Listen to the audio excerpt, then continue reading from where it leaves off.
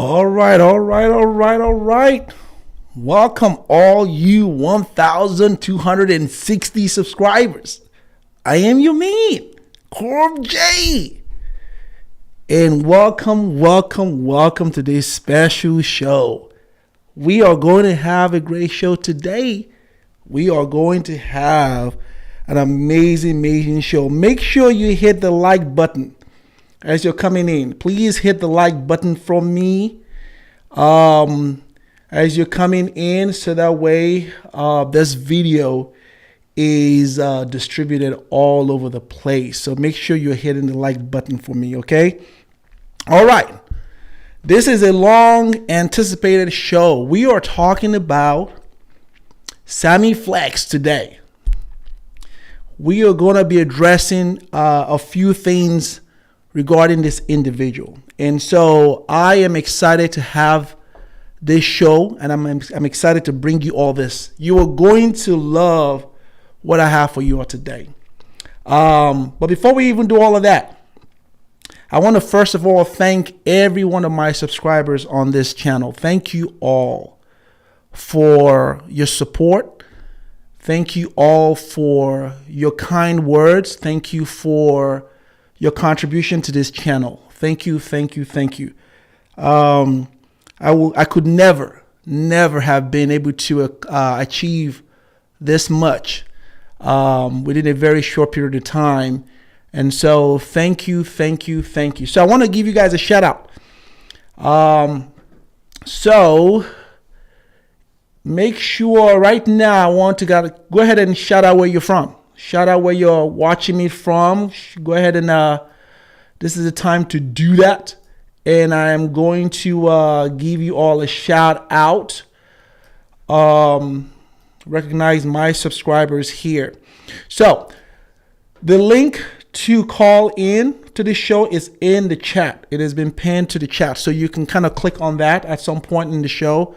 You can call into the show and contribute to the show if you'd like to do that.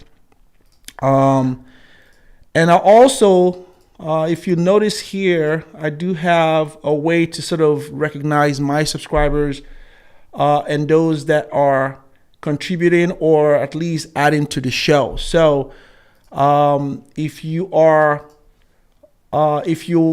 do decide to support the show, you have a way of doing that now. You can kind of give to the show, and those that give to the show, I will highlight your names where it gets to pop up on the screen, so everyone would see you. So I reserve that to read your comments. I reserve that for those that are supporting the show financially. But nonetheless, everyone else who is watching the show and commenting, I'm going to read your comments. It's just that I reserve really kind of giving a shout out to those who support the show financially by having their name across the screen whenever they donate to the show. But nonetheless, go ahead and tell me where you're calling from or where you're watching me from, and so I can give you a shout out. While you're doing that, let me give you a couple of announcements here. So we have a petition. There's a petition that I started not too long ago, or 3 weeks ago, I believe. And so that petition is going on. So make sure you make your voice heard. This is a petition to really have Netflix pull down a ridiculous statement made by Ayo Shanayo, the director of the afrobeat, The Backstory. And so there's a petition, and I am glad to report to you all that we currently have now 124, as of when I looked at it about 5 minutes ago. 124 people have signed this petition. So thank you so much. Let me show you what I'm talking about here, so that way you can kind of see it. Let me show you guys here. Let me share my screen here.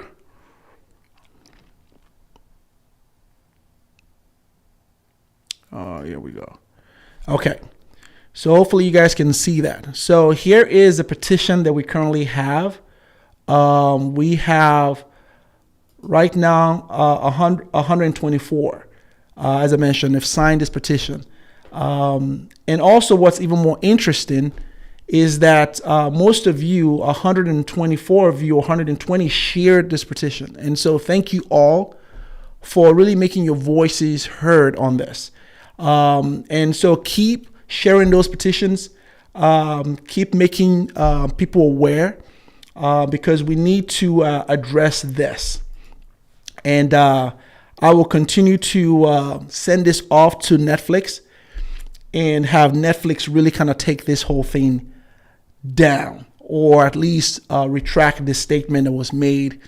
For those of you that may not know what I'm talking about, let me give you a quick highlight on that so you know what the petition is about. So there was a documentary that was released by Ayo Shanayo titled Afrobeat, the Backstory. In that documentary, he made a false statement, unfounded and unsubstantiated statement, where he credits Ghana for the foundation of Afrobeat in episode 12. That is a no-no, and that is offensive to Nigerians and the legacy of both Nigerians and Fela Kuti, because Afrobeat was founded in Nigeria by Nigerians.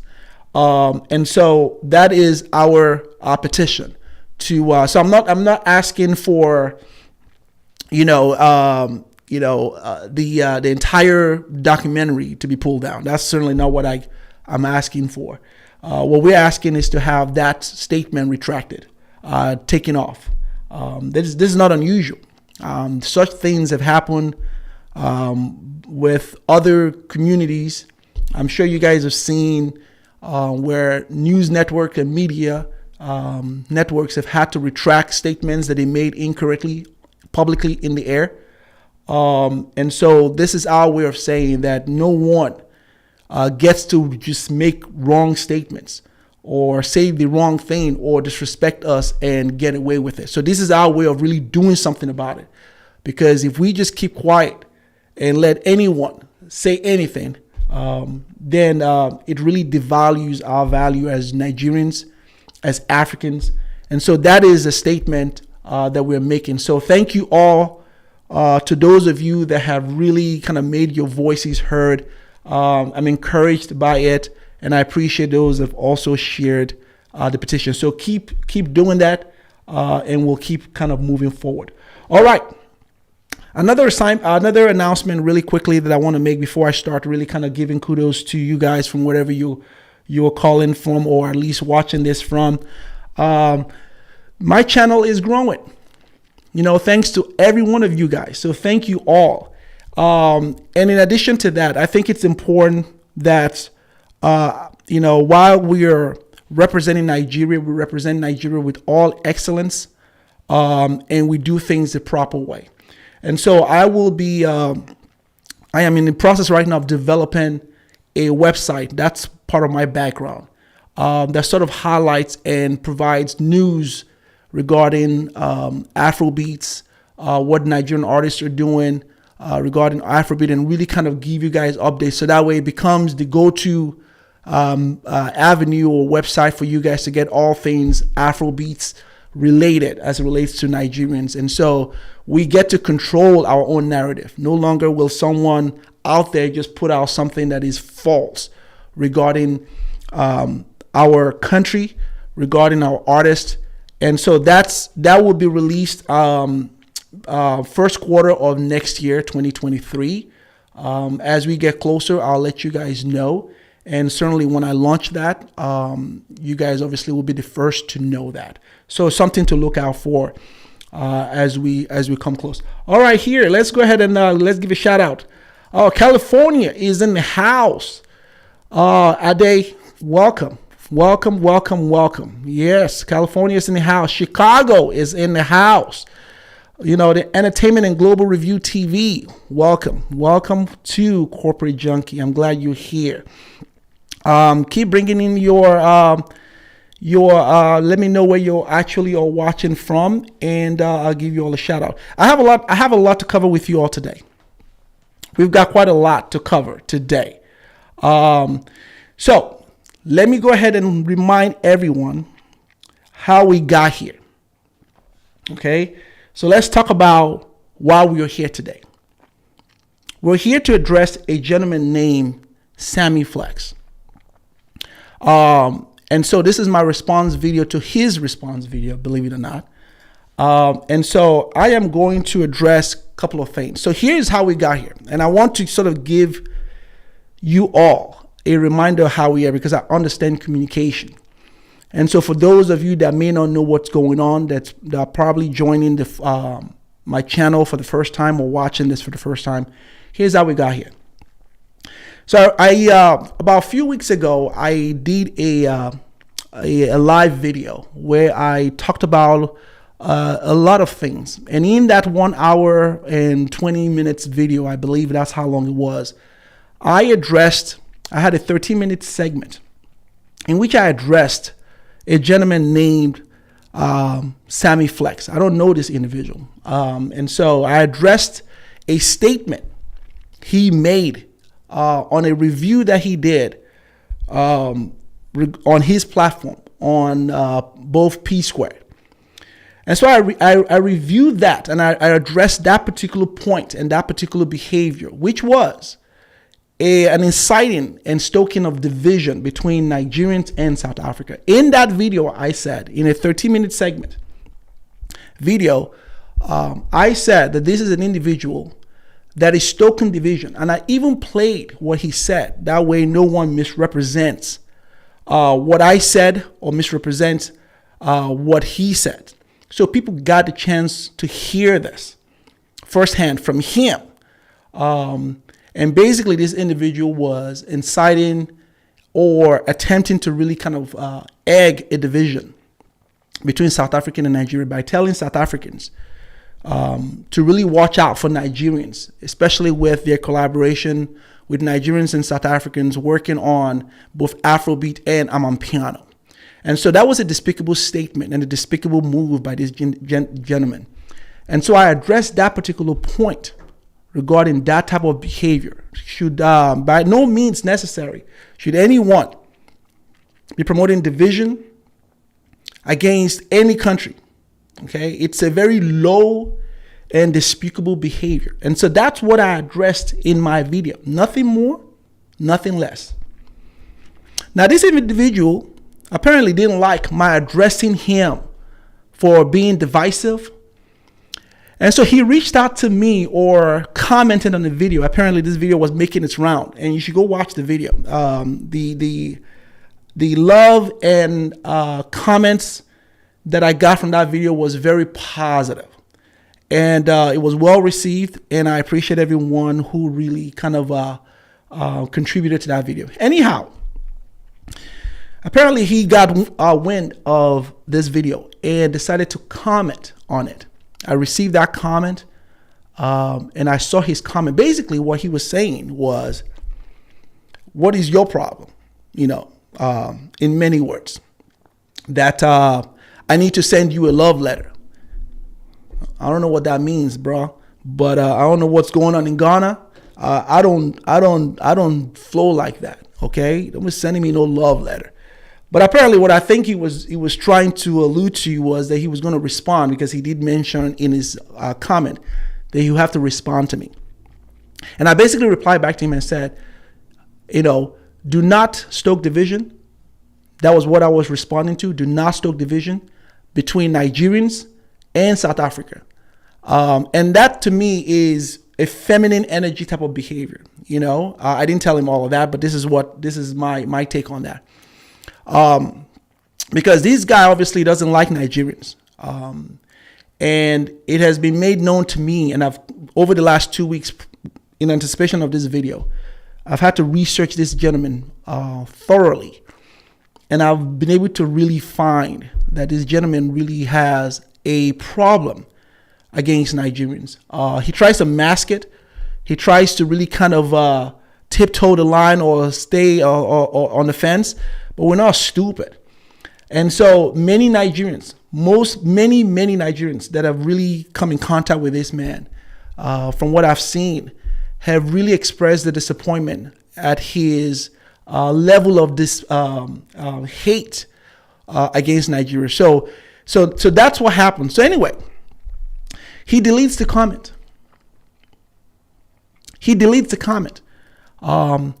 And I think why he deleted this comment, which I have email threads of the comment, because YouTube usually sends me notification of every comment that comes in, so I do have those comments. So he deletes it. So I think why he deleted it was that he knew that leaving such a comment on my platform would probably get him a backlash. He's seen the type of support I get on my channel. He's seen the type of fan base that I have. So I think that's why he deleted those comments and decides to come up with a video on his platform with the anticipation of really shaming me on this video. And that video is what we're going to address today. Okay. So I think that's what was his strategy, to try to shame me on his platform, to present me to his 118,000 subscribers, as he puts it. But guess what happened? It backfired on him. Okay, the 99.2% of the comments of the 280, and you should go watch this. It's amazing. It's a fascinating thing. 99.2%, and I did the math, of all the comments that he got were backlash against him. Imagine that for a second. And I'll go over this video. I got points here, that I'm going to address everything he made on that. He talked about in that video. But it was a fascinating thing to see that he got a backlash because he thought he was going to shame me and my 1,000 subscribers. But he received nothing but a backlash. And that is a fascinating thing to see. Even the engagement in terms of like on the video was very low. I think he had in terms of those that liked the video, were like 2% of those that watched it, which is a low percentage average. In terms of those that watched my video that I made, that he was responding to, was almost 6% of those, almost 6% of those that watched it liked the video, received such a positive outcome. And I'm truly grateful. I didn't tell anyone to go to his channel to do that. I didn't even know he was going to drop that, right? But when I saw that, I just thought that was a very naive thing to do. And I will say this. Here's what I'm going to say, because I've got a lot to cover. This is going to be a long video. Okay, so if you're not ready for a long video, maybe go ahead and do something else. I'm going to chop this whole live thing into bits, and I'll post them later on during the week or next week. But this is going to be a long video. For many of you that can stay and watch it, we are going to have an exciting show. I'm going to address everything that he said in this video. Here's what I'm going to do in this video. Here's what to expect. Because again, while I address a lot of things he said, which was an emotional outburst, and I was really embarrassed. The presentation, his conduct, his delivery on that video was, to me, very poor. When I kind of sort of look at a person who, as he said, has accomplished a lot, and to really present himself that way was really hard to watch. But nonetheless, he addressed it, and I'm going to respond to that video, and I'm going to go over a lot of things. Now, I want to say this.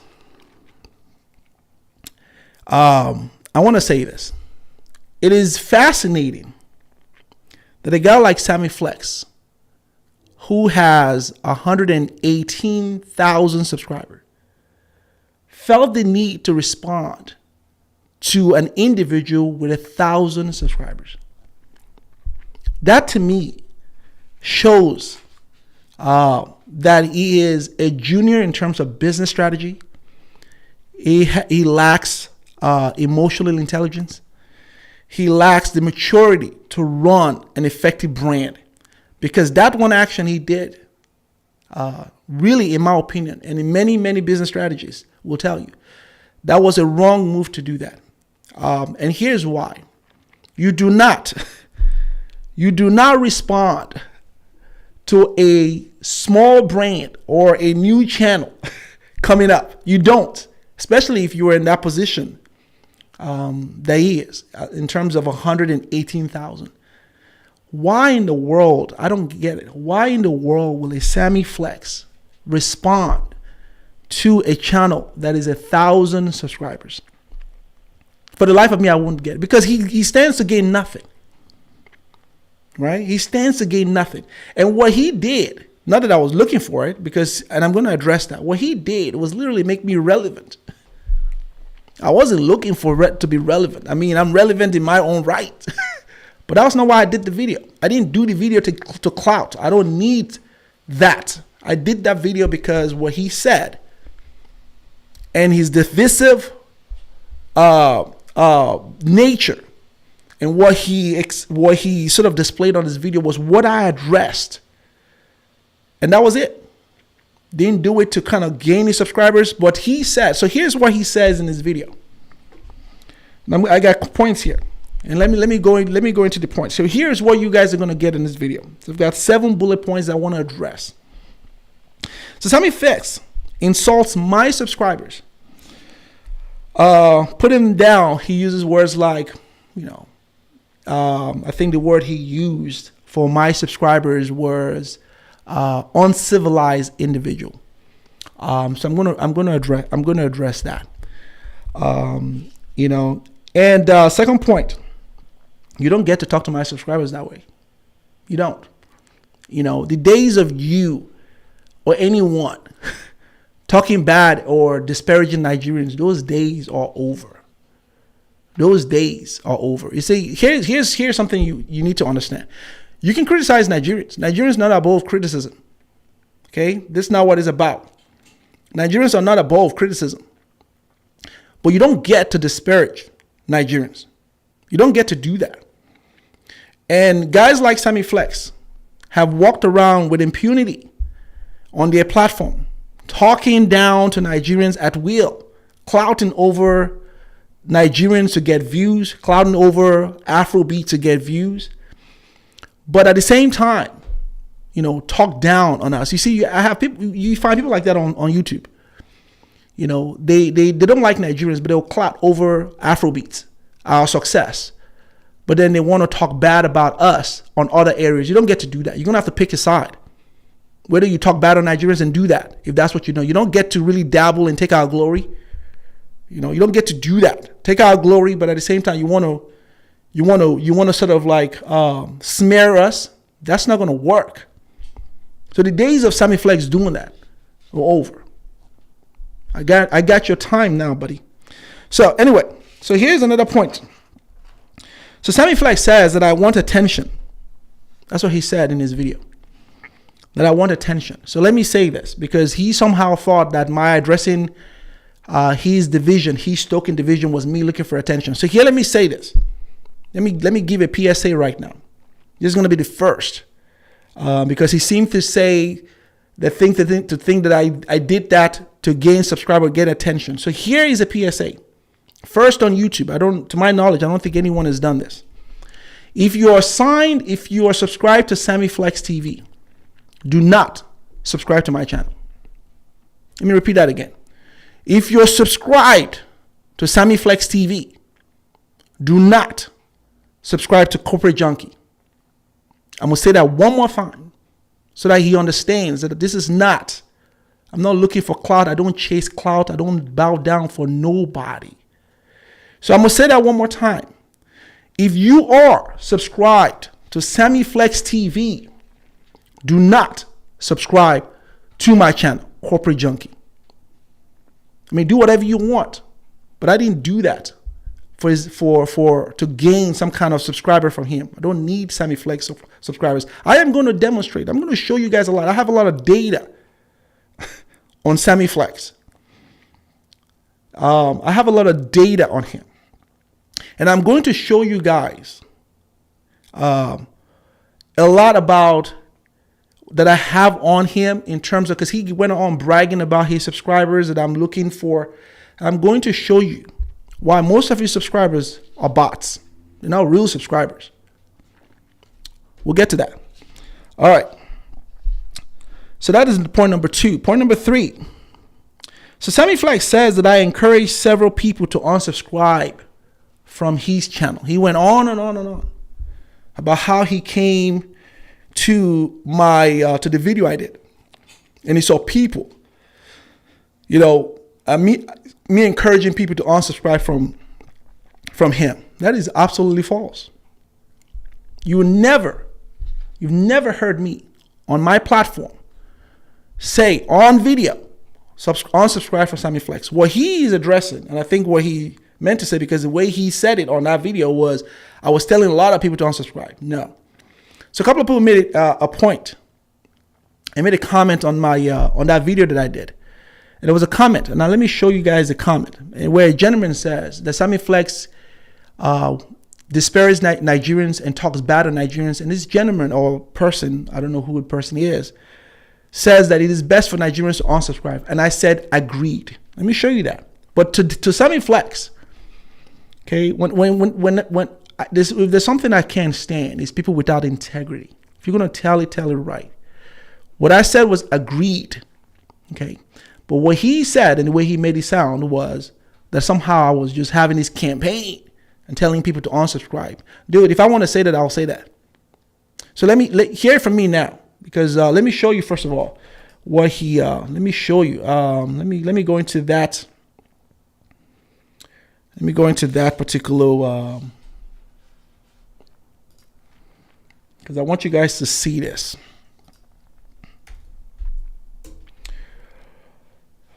All right, here, let's go into.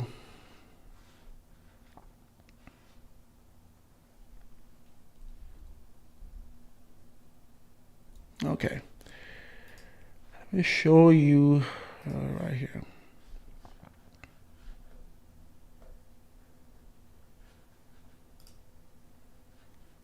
Everybody hear me okay? I think you guys can, I think everyone can hear me okay, because I think you would have said something, but I think everyone can hear me okay. All right, so let me share my screen real quick so you guys can see what I'm looking at. All right. Let's see here. All right, here's my screen. I think you guys can see it. Okay. So here is, let me take you to the video. So here's the video. Okay, so here's the video that I did. Let me mute that so that way there's no echo. So here's the video that he responded to. Here are the number of likes on the video. It's got 2,684 views. And so let's keep going here. I want to show you guys a comment, right? That he somehow went off the tangents about how I was stoking or encouraging people to unsubscribe from him. Okay. Here is, let me go here.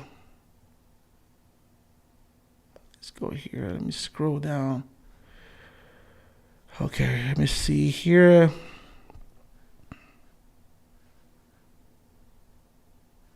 Okay, here is a comment right here. All right. So here's a comment. Every Nigerian should stop watching Sammy Flex and unsubscribe from his channel. Once his views decline, he will stop the nonsense. And I think that was a fair comment. Here is my response. Agreed. Okay.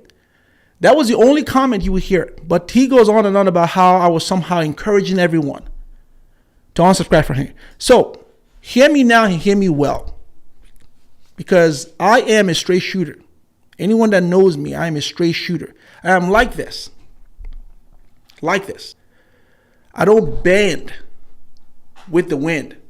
I always like this. My yay is my yay and my nay is my nay.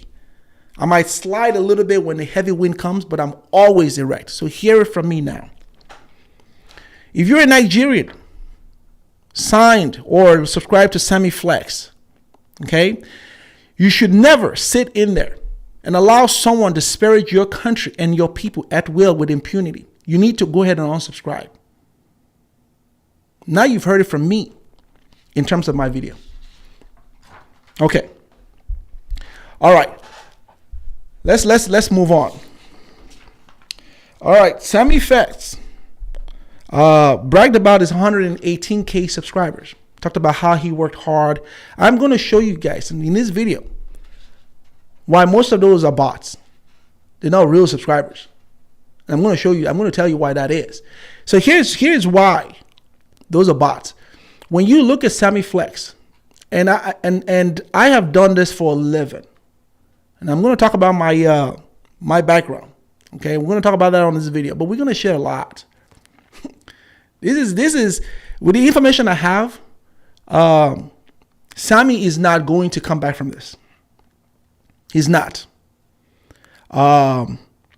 He's not going to come out of this because I don't play around in terms of when I go in on you, you're going to feel it.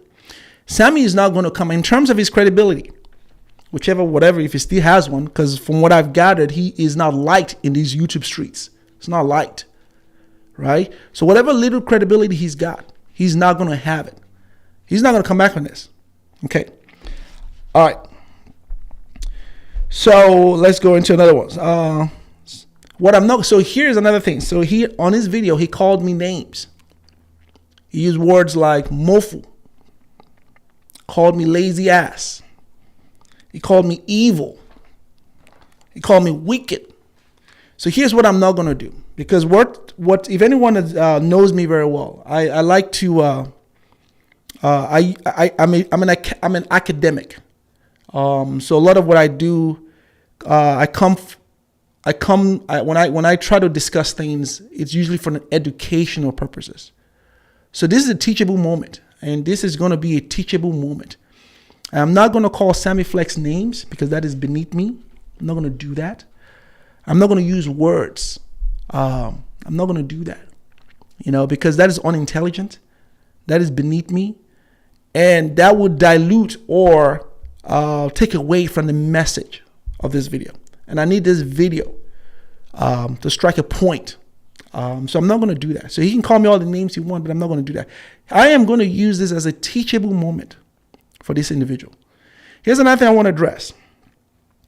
He alluded to the fact that I'm young and he needed to teach me a lesson. Sammy Flex, I am older than you, buddy. I am 44 years old. And you're 42. I'm older than you. I know I don't look it, but I am 44 years old. I mean, not that it matters, because you can have, old fools. But just so you know, I'm not that young. I'll be 45 January 11th. I was born January 11th, 1978. I'm older than you. So just wanted to put that out there. But I'm going to use this as a teachable moment for this individual because he lacks business acumen. He lacks strategy. He lacks the maturity that I would have expected from someone of his caliber, at least someone that at least has worked as hard as he claimed to achieve where he is. So I'm going to use this as a teachable moment. So I'm not going to use names. No name calling here. Okay. I also want to say, because he addressed in his video, he said that when he saw comments, there were comments or threats. People made some threat. No one made threats. But hear me say this. Let me say this. I don't stand for violence. So please do not attack Sammy Flex or anyone connected to him. I don't stand for that. I don't promote that. I don't put up with that. So if you are a fan of mine, understand that is my stance. So do not use your words. Okay? Use your words wisely. Use your words. We're Nigerians. Nigerians are not violent people. That's not who we are. We're not violent people. Okay? So I just want to throw it out there that do not bring any harm, physical harm, on Sammy Flex or anyone connected to him. All right? Okay. So let's keep going. So Sammy Flex talked about why he was putting that video together. Okay? He talked about why he was putting that video together. And basically, the reason why, he said, you would hear him. Some people need a response. This is a direct quote from him. Some people need a response. So he was going to teach me a lesson. Okay. All right. And then finally, Sammy Flex asked, who am I? That was a question he asked. You're going to find out today who I am. Here's what I'm going to say about that whole I'm evil. Okay? I'm not evil. Okay? I'm justice. Okay? I'm the shadow in the dark. I am your worst nightmare. You met the wrong one. You met the wrong one. And you're going to find out, because I'm going to go over. So that last one, I struggle with it a little bit in terms of who I am. I struggle with it because it's essentially, I have to brag a little bit, because essentially me giving you my resume, so I'm just going to do a little bit. I'm just going to brag just a little bit, but you're going to find out who you're dealing with today. Okay. So that's the highlight of what we're going to be going over today. And then later on, after all of that, I am going to open up the line for you all, because I need him to hear from the people that he disparages. Most times when you have people like that have platforms, that have a YouTube channel, it's a one-sided conversation. They get to say whatever one that they say, and then everyone just listens. All right, so he gets to really talk down on Nigerians and say a whole bunch of nonsense. So today he's going to hear from Nigerians. He's going to hear from the people he disparages, people that he talks down to. So if you want to come up later on the show, the link is in the chat. Click on the link, come right up, and we'll have that. So I'm going to try to go talk. I'll try to look at what's going on in the chat. Thank you, Mike. Mike says I'm glad you're tackling this issue. So let me get you guys so you guys can see his comment. I'm glad you're tackling this issue. We've been quiet and received insult too much. You're absolutely right. You have people on YouTube who have seen, disparage and talk down on Nigerians, but they want to jump on the afrobeat thing. See, the whole afrobeat thing is not a clout for me. Let me explain this to anyone watching it. It's not a clout for me. It is my legacy. It is my people's work. You see, most of these other people who are not Nigerians that jump on the afrobeat thing, they get to not be Nigerians when it's convenient. So I can't choose not to be a Nigerian when it's convenient. So I take all the insults about all the negative things people say about Nigeria. I take it because I can't get to switch off. These people get to do that. They get to jump on our glory, talk about Afrobeat to get views on YouTube. But again, they get to go back to who they are and say, oh, we're not Nigerians when it's convenient. Oh, we're Ghanaians. Oh, we're African Americans. Oh, we when it's convenient. This type of thing, you see this. I don't get to do that. So this is my people's legacy. This is my children's legacy. I don't get to, and I don't choose to want to not be Nigerian. I'm proud to be a Nigerian. So me talking about Nigerians' Afrobeat success is not a clout. It is me talking about my people's hard work, right? Okay, so let's keep going. So let me see what other comment here. Here's another one. True talk. Nigeria must unsubscribe from that Mugu. You guys do whatever you want. Here's another one. He's always talking about Nigerians a lot. That's absolutely true. From what I saw, this individual just goes on, and he's not sharp at all. Here's another one from Samuel. Yeah, that's true. People use Nigerians. Samuel, I agree. They use Nigerians for clout. When it's convenient, they use Nigerians for that. But at the same time, they want to speak ill of us. No, it's not going to work, right? Again, let me be clear. You're okay. It's okay for you to criticize Nigerians. Nigerians are not above criticism. I will never do that on my channel. You're not going to find me on this channel talking down on Nigerians. It's not going to happen. There's plenty of channels that feel that they can do that. There's even Nigerian channels on YouTube that talk down on their own people, and I think that's a shame. They're going to find out on me. Here, we lift up Nigerians here on this channel. You don't like it? Go watch something else. We lift up my people on this channel. You're not going to talk bad about Nigerians. Are you seriously talking about Nigerians? Let me remind you who Nigerians are. For those of you that may not know. In the United States, right, the most educated group, in terms of ethnic group, black group, are Nigerians. 77% of doctors in the United States are Nigerian doctors. These are facts. Nigerians' median household income of Nigerians in the United States is $62,000, above the national average of $57,000. Yes, some Nigerians earn much more than white people in many instances. Let me talk about Nigerians in Nigeria. These are the people that have founded afrobeat. They're making it popular, putting the rest of the entire continent on the map. Wherever Nigerians go, Nigerians excel. I don't care about your perception about Nigerians. We're not perfect. We don't claim to be perfect. But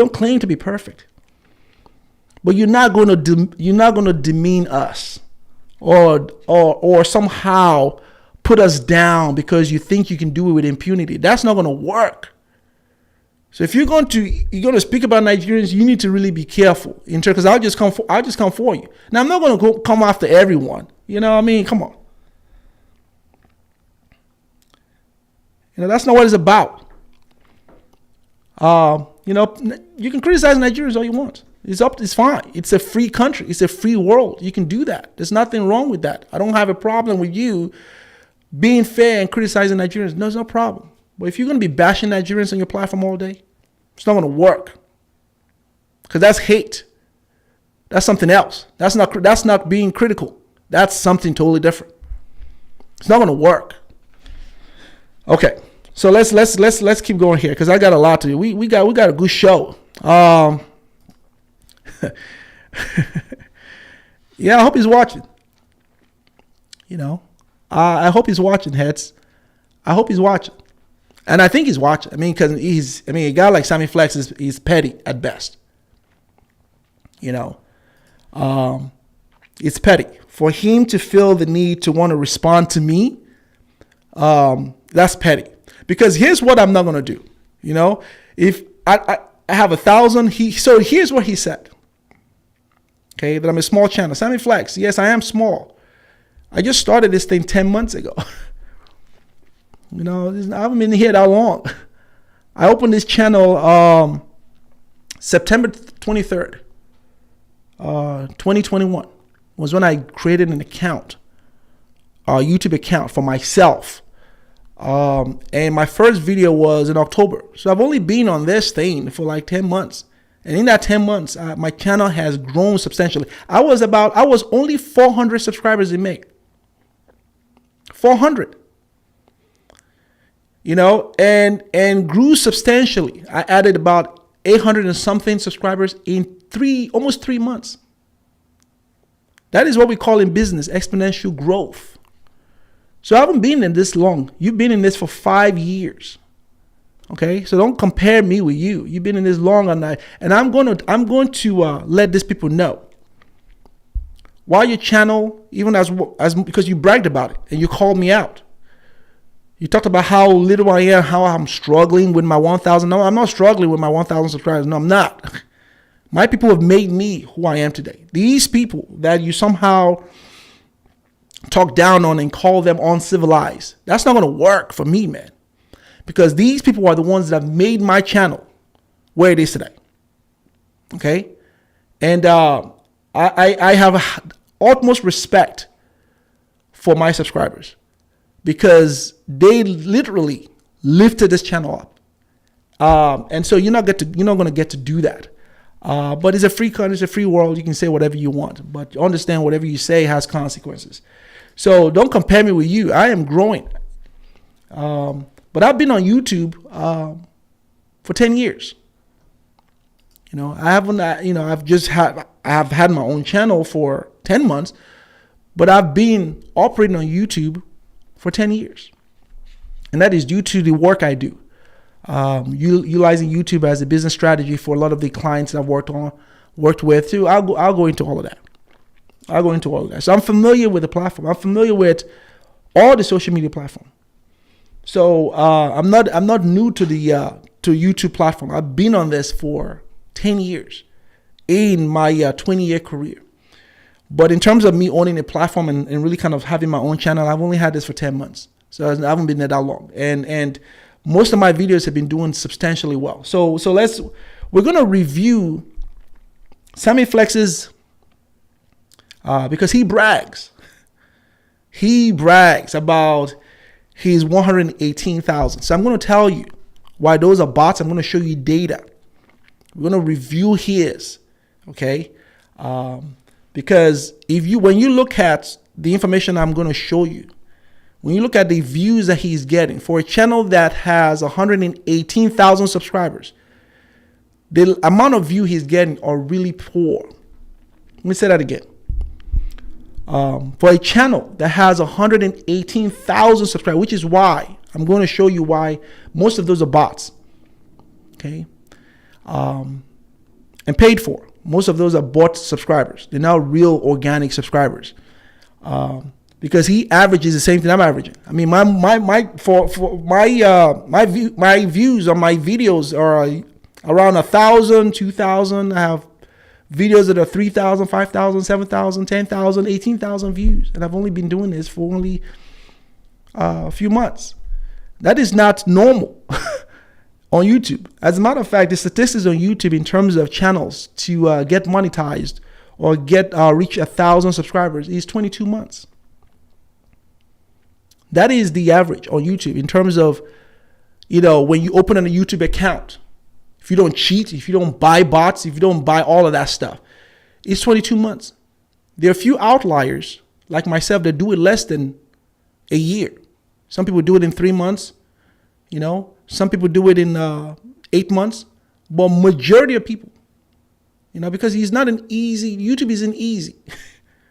YouTube is it's a different type of world. And I appreciate YouTube. I really do, because this is where you know your personality. You know your skills. On YouTube, there are five variables that determine your success or failures on YouTube. 5. It's your personality. Okay, so your personality and your energy. It's the content. The type of content that you make. It's your delivery, so your ability to tell a story, really connect with people, all of that stuff, really kind of play into your success on YouTube. It's timing, which is number 4. What that is that a lot of time, depending on when you upload, and those that have a YouTube account know this, okay? Your upload time makes a lot of difference. Timing can also work for you in terms of maybe you hit a breaking news. You were very timely with the breaking news, and based on that news, you can garner a lot of people. And so that's something that works. Another variable that works for you. And then lastly is luck. There's an element of luck on this whole thing, right? And what I mean by luck is you talk to some YouTubers that have been here long and they've done this for a while. Sometimes you make a video, and it's certainly true for me. You make a video, the video doesn't gain much subscribers, and then a few months or a year later on, based on the algorithm distribution, how that works, all of a sudden this video gets a lot of attention and everyone is on this video, right? So when you talk to some YouTubers, they'll tell you that's the truth. It's certainly the case with me, the reason why most of you are here is off of a video I did 6 months ago on afrobeat, right? I did that video, just touched on it and I moved on.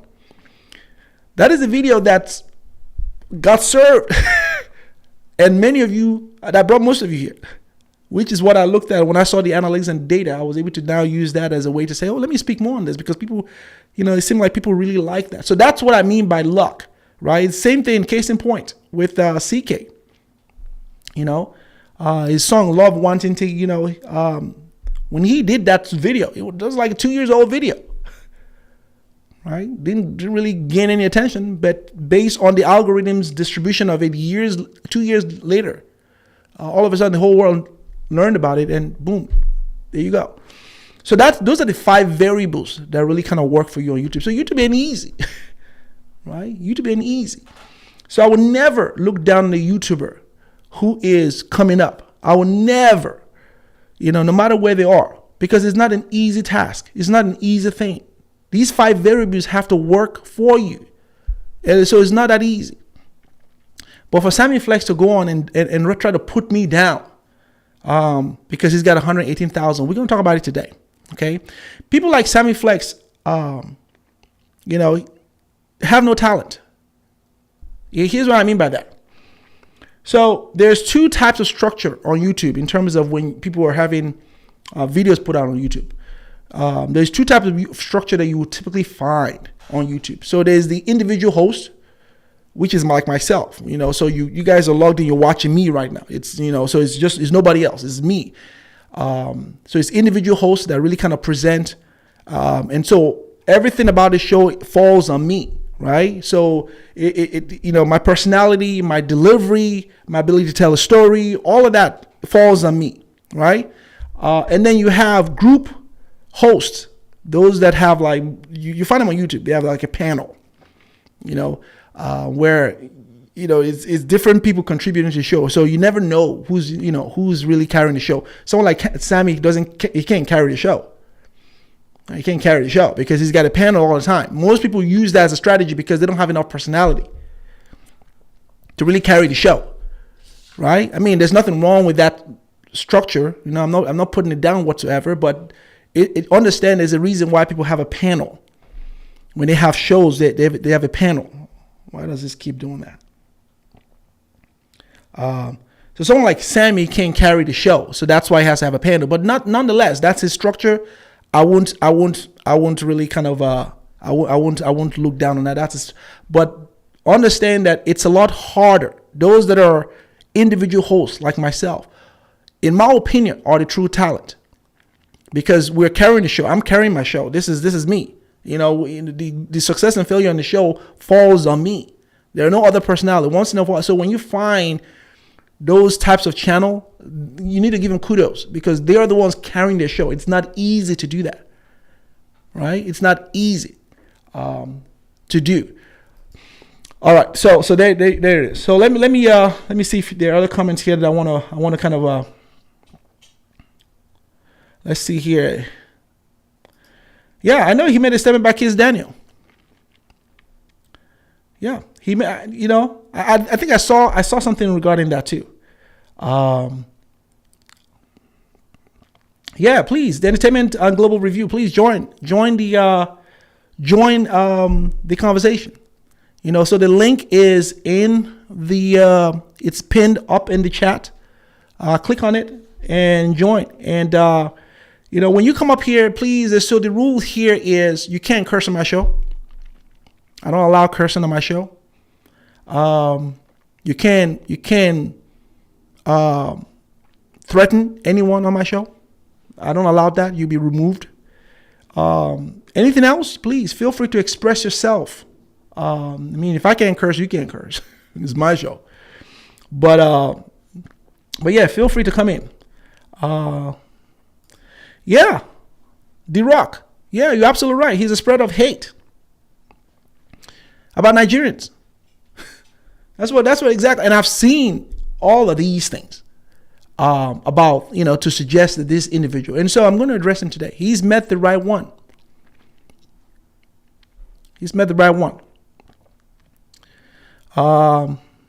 Yeah. Hassan said Sammy Flex has always been a hypocrite. These are people that have watched him for a long time.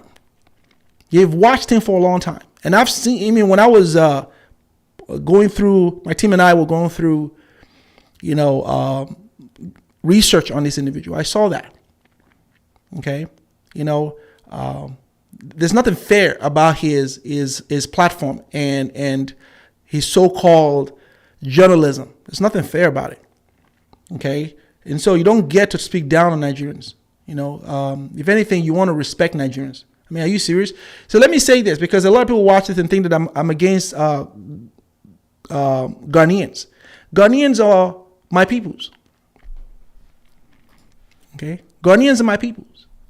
I've got a lot of Ghanaian friends. As a matter of fact, the World Cup coming up, seeing the Nigerian League make the World Cup, I'm going to be rooting for Ghana.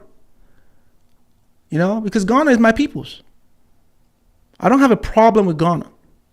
No, whatsoever. I got a problem with this individual called Sammy Flex, which is one Ghanaian. I don't have a problem with Ghana. Okay? Kudos to my people in Ghana. But anyone that stokes division against Nigerians or any other African country is not my people. So Sammy Flex is not my brother. Anyone that does that is not my peoples. Because you should not be doing that. Okay? You don't like this guy. So here's what is so bothersome about that. This guy doesn't like this guy. Right? Now this guy and this other guy are friends. Right? Now this guy doesn't like this guy, but understand that this guy and this guy are friends. So he goes now to tell this other guy, try to get this other guy to hit this guy. See, that's a feminine energy. That's a beta move. That's a beta move. And that's what he did. Nigerians and South Africans are working. At least when it comes to afrobeats. They're working together on this. South Africans don't need you to tell them to really go ahead and be watchful, because Nigerians can steal your stuff. That's what he said. Nigerians, be careful, because this, Ghana is attempting to steal our Afrobeats origin. That's not what's going on with these two guys. They're working. Nigerians don't need. We're not gonna. Why are we gonna take Amapiano? That's South African.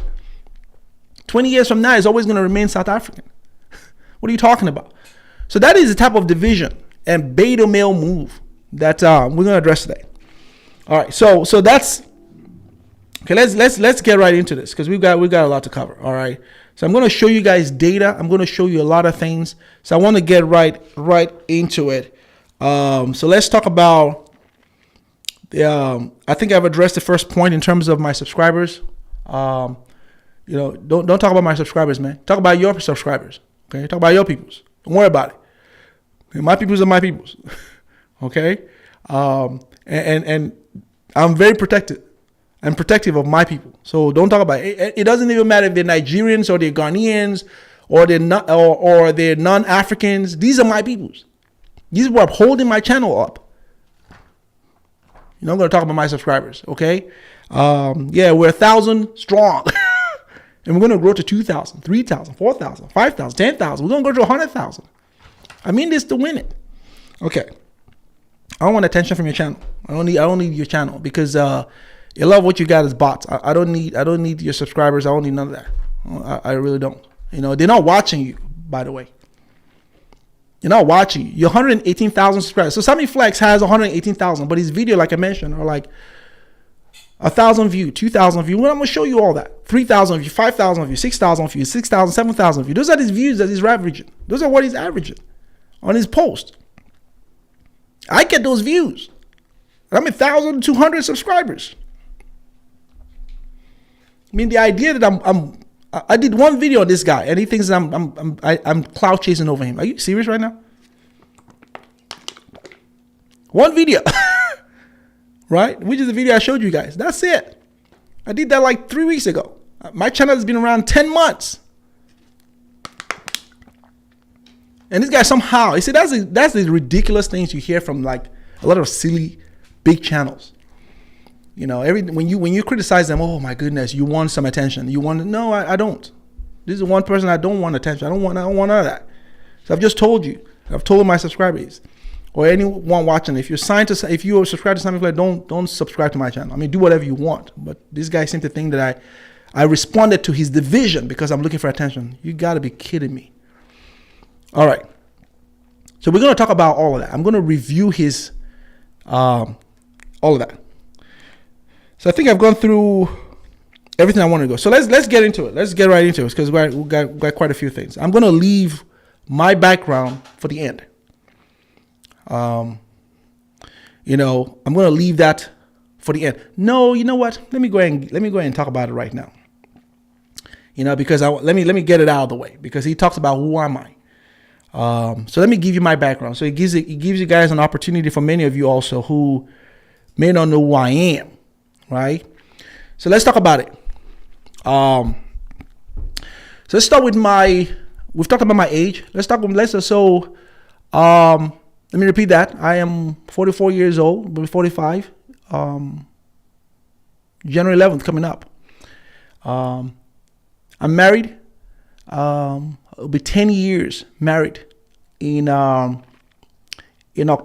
I'll be 10 years married to my beautiful Jamaican wife in October of this year coming up. My wife, who is Jamaican, loves Nigerians. Loves Nigerians. She loves the country. She loves the people. And, she's always like bugging me about when we're going to buy our vacation home in Nigeria. So, she doesn't need to bug me that much, because that's just something we're going to do. But she loves the country, loves the country. We've got 2 beautiful kids. Our son is 7 and our daughter is 4 years old. So that's my family. In terms of my education, I've got 3 degrees, which also includes a BBA and an MBA in marketing from Texas A&M University. If you don't know anything about Texas A&M University, you need to go find out. In which I graduated magna cum laude from my business program at Texas A&M University. Received 2, faculty awards. Let me see if I can. They're all on that wall right there. It's all over the place. They're all on that wall right there. But I wish you guys can see it, but you can't. But I received 2 faculty awards, and these awards were given by obviously professors and faculty members, and they were distinguished awards that are given to individuals that are exceptional in the area of marketing. And topped their peers in the class and area. So I received that twice. I was nominated and I received those awards twice. During my undergrad at my school, I would often get pulled by my professors, who at the time were grads, taught, the grad school and grad students. I would get pulled by them to give my experience to give lectures in my speech or give speeches in digital marketing.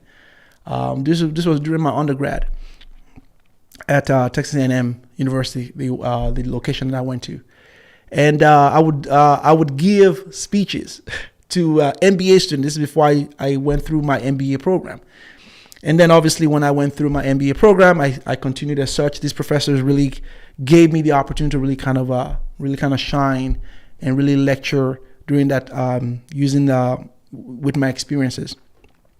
I've given speeches around the country, Association of Engineers, Association of Accountants. We have gone around and really kind of provided lessons and speeches around marketing, business strategies, business development, which is my background. So I have over 20 years experience in business development, marketing, direct marketing, digital solution, digital marketing.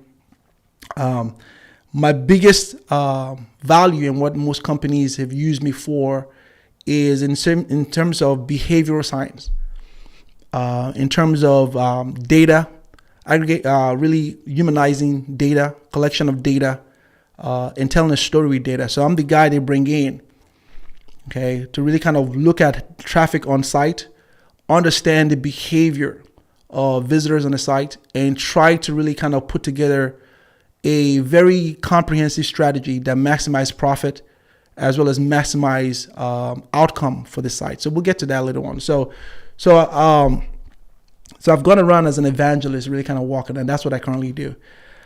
My gateway into marketing was a little over 20 years ago.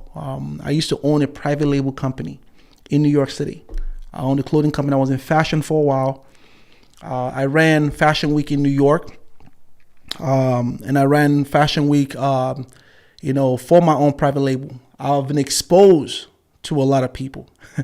I worked for the likes of Nautica for a little bit, and also Giorgio Armani, where I got a huge opportunity to really work with, to really see a lot of celebrities.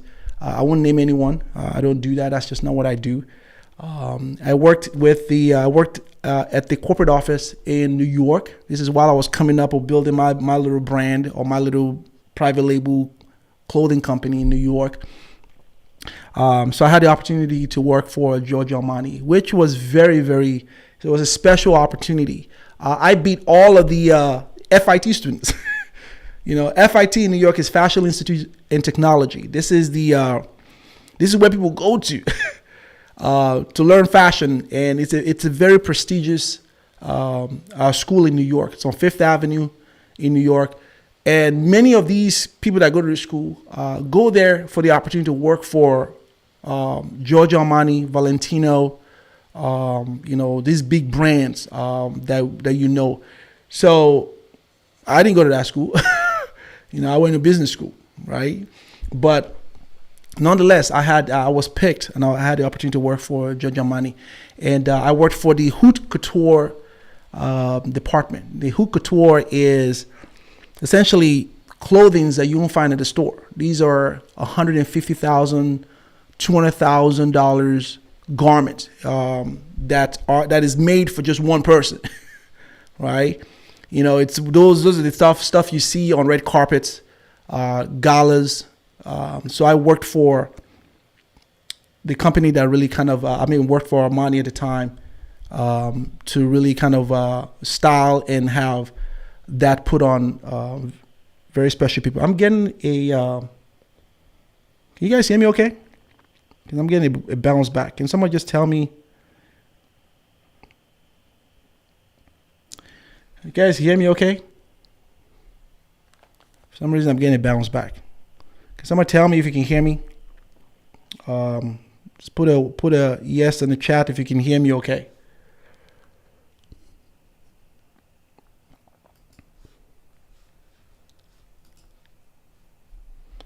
Can you hear me? Okay. All right. So anyhow, so during my time there, hopefully you guys can hear me. I'm not hearing them getting any response. Can somebody just let me know if you can hear me? Okay. Thank you. All right. So during my time at Armani, which was also a very brief period, I was exposed to a lot of these people. We used to have a book, where we had all of the celebrities. It was a black book, and we just had it confidential. It was titled Confidential. This is where they kept the names of every celebrity, every actor that was under the roster of Mr. Armani. And so I had access to the publicist as well as a number of the celebrities that we worked for. And the protocol was obviously you call the publicist. So that was the protocol. And we used to put that right in the vault. Same place we put all of the 40,000, 100,000 jewelries that we styled these celebrities with. So I was exposed to that. In addition to working with the hip hop celebrities also and hip hop artists that had their brand for Fashion Week in New York. So I had the exposure of really talking with them and speaking with them and working with them. It was so I had a great life in that sense. We would then leave New York and go to Magic in Las Vegas. Magic is the biggest trade show convention in the world when it comes to fashion. And so anyone who's anyone in fashion goes to Magic. It happens twice a year. February and September, right after Fashion Week in New York, we would go there. So, I was an exhibitor. An exhibitor is someone that has a booth. So you get to have a booth, and I had my little 10 by 10 booth, and it was not cheap. It cost me, I think back then, I remember it used to be like $6,200, $6,300. for a 10 by 10, which is how I displayed myself. But anyway, it was a fascinating and I had a great life with that. Funny story in terms of some of the celebrities that I worked with. There's a hip hop artist that I had there. I was partying with him, and I won't tell you who this person is. Again, I don't do that. I remember it was for album release party, for his album release party, one of his at the time, and Club Exit, was where most people would have their album release party. Anyone from New York would know what I'm talking about. And I was partying with them, and his business manager. I was right there at the table, and we and had the opportunity to talk to a lot of them. But he got drunk, puked, and I and his business manager, as well as his team, we had to take him to his hotel room. Again, I won't tell you what that is. I don't do that, but that's the type of insight or access that I had when I was in that field of fashion.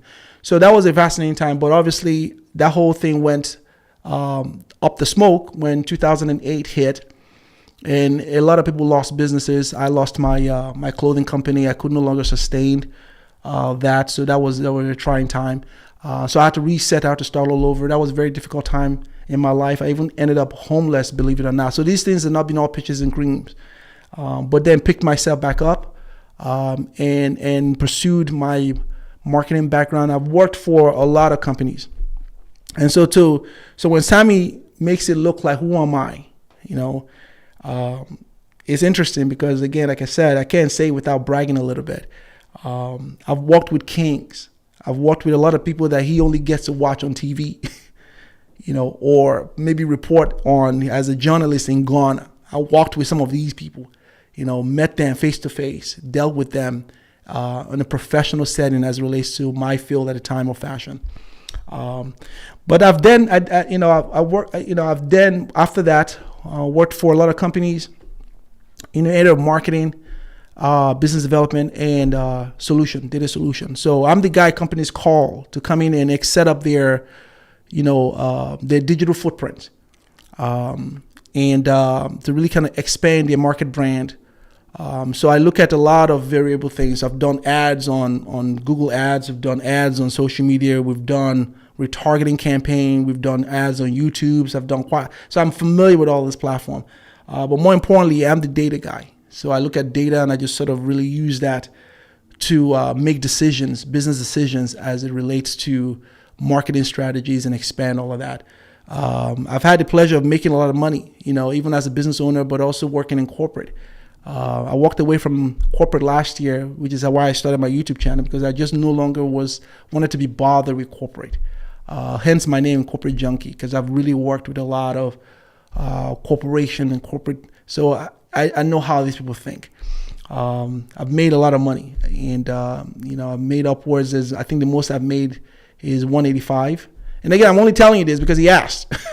Okay, you don't ask the question if you don't want the answer. I made 185 with stock options. Some people don't even get that. So when you make 185,000, you are in the 10% of those that make that kind of money with stock options and all of that. The last position I walked away from was 110,000, and I just walked away from that company. I just could no longer deal. I didn't like the company. It was a tech company. I was just done with corporate. This one particular company was not the best, and so it made it easy for me to just walk away. And that is my story in a nutshell. I can go into much detail, but I'm not going to do that. But just so that way he knows who he's dealing with. Okay, so let's go into Sammy Flex. Let's talk about. Let me share my screen, because right now what I'm going to show you, I want to talk about. All right, hold on here. Because I did all of that for you guys to understand. When I start showing you what I'm about to show you, to understand the background in which that is coming from. Okay, understand that, I go through, when I went through my education, my experiences, you understand the background that is coming from. Okay, if you are in the chat, so I think that's what's, so you guys are in the chat, please mute your mic. I am not accepting calls right now. So I was wondering what that noise was about. So mute your mic, and I'm not accepting calls right now. Okay. All right.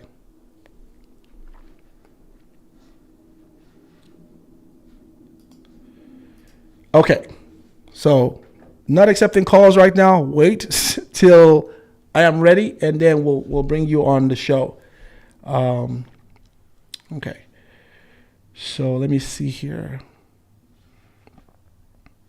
Okay. Yeah, so I took you so that way you understand, where I'm coming from in terms of the data that I have and what I've gotten, and understand my experiences and why, I'm going to show you the information. So I'm going to show you. Let's go ahead and get into this. All right, because this is the day that the Lord has made, and I will rejoice and be glad in it. And I'm not a religious person, but I love that quote. So let's get into Sammy Flex. I'm going to show you his website because he's bragging. He brags about all of that. So we're going to review his. So let me pull up his site here. All right. So I'm going to take this off. So right now I'm going to end the meeting. I'm going to bring you. So still click on the live. But right now there's people in the back and it's just bugging my ears. So when I'm ready to take calls, I'll rejoin the meeting. Okay. All right. So here is, let's see here. So we're going to review Sammy Flex. We're not going to play any of his videos. Okay. Because, he's petty. Very petty. A guy that would respond to a guy with 1,000 subscribers when he's 118,000. That to me is petty.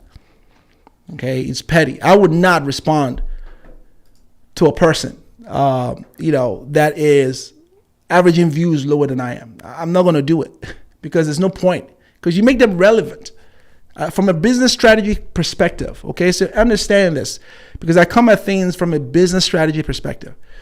You should not respond to anyone. And this is also what I've done in my career. Okay? You're going to have to learn strategy. Everything is a chess move. Everything. Life is a chess game. And you need to know how to play it. So from a business strategist perspective, make sure if you have a platform, if you have a business, that you're not bothered. You're not bothered by or easily bothered, especially with very small channel, because the reason why you never want to respond to a small channel, a small person, a small brand is because you don't want to give them clout. I wasn't looking for that. I didn't need it. But that's what that does is you make them relevant. Let them work for it. Let them work for it. Don't make them relevant. I would not be bothered with a channel that's like 50 subscribers that happens to say something about me. I'm not going to be bothered with you. If you're less than 1,000 subscribers, I'm not going to bother with you. You can say whatever you want. No. If you're actually 1,000 subscribers and you're averaging like 50 views, 30 views, 40 views, I'm not going to be bothered with you. Not, because nobody's watching you. I mean, there's nothing relevant on that. I mean, there's channels on YouTube that have 5,000 subscribers. Again, no shade to those channels. It's not easy. It's not easy, So to be able to pull in the type of view, I give the credit to my peoples. Everyone that's watched my channel, everyone that's pushed it, and I truly, truly appreciate that. But it's not easy. But the point I'm trying to make is that you don't be bothered or easily. Don't be petty. Okay? Don't be petty. With little small stuff. Don't sweat the small stuff. And so Sammy Flex should not have responded to me. From a business strategy standpoint, he should not have responded to me. He should just let it go. Right? He should not, because I'm a small channel. I'm a nobody, according to him, And from a numbers standpoint, I'm nobody. He shouldn't be bothered with that. So that shows his lack of maturity in business. Okay, so he's based on, again, I'm only going off of what he showed me. I don't know him in terms of his other life. He could very well be an awesome human being. But based on his public persona, he's a junior on this. He's not my match. He's a junior when it comes to this type of thing. I wouldn't have him run a team for me because he doesn't have the maturity, the business acumen to really kind of run that. You need to really understand business. You need to understand how you're moving out here. And so he shouldn't have not responded. He just let it go and be done with it because you don't want to give me clout. So you made me relevant. Not that I needed it. I wasn't looking for it. I just responded to the video because I needed to respond to that. I don't need, I don't need Sammy Flex to make me relevant. But so from a business standpoint, so that was his biggest mistake. And so now that he has opened the door, I'm going to move right in. Now he's going to get all this thing. So the data that I have for him and for you all are public information. I don't know this guy from anywhere. I've never met him.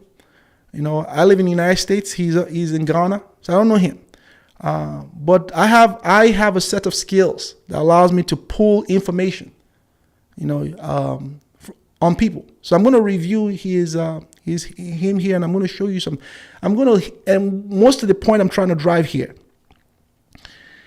is that I'm going to deflate his ego in terms of that arrogance that he has, in terms of, I have 118,000 subscribers. Who am I? I'm struggling with my 1,000. I'm going to deflate that ego right now. I'm going to deflate it. I'm going to show these people. I'm going to give them a third eye. Third eye is something that has really worked for me in business and also in my career. The ability to see things that nobody else can see. That's why people paid me the kind of money I've made in the past. And I'm very grateful to be able to see things that people wouldn't see. To see a story in numbers. To see a story in some data set. And be able to pull out data points and be able to tell a story. It's a third eye. It's not, I'm gifted with it, and I've had to really build on that over the years. I'm going to show you guys. I'm going to give you the third eye, show you how to use your third eye. So that way, when you're looking at someone like Sammy Flex, who is bragging, you have to respond. Bring that whole thing down. He's not going to come out of this. I guarantee you that. He's not going to come out of this. He's going to lose credibility. All right. Let's get into this. Let me share my screen. All right. So here we are.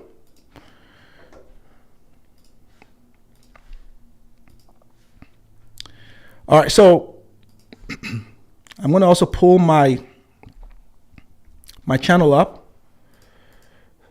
So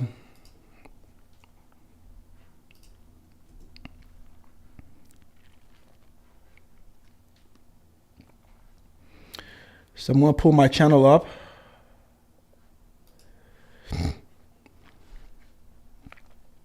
All right, here we are. So I'm going to do a side-by-side comparison here, okay? Because it's important when people are over there showing. So to a lot of people, when people see numbers like 118,000 subscribers, to the person who doesn't know what to look for, is impressive, right? It's impressive.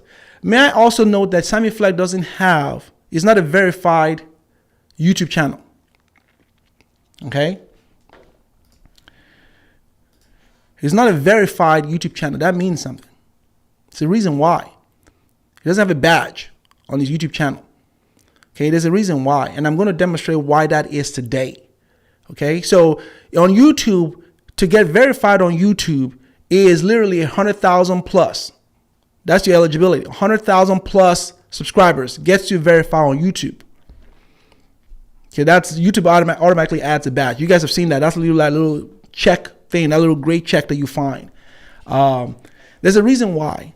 And that's because I will argue and I will tell you why that is. It's because, again, I'm not on YouTube's board. I don't know for a fact.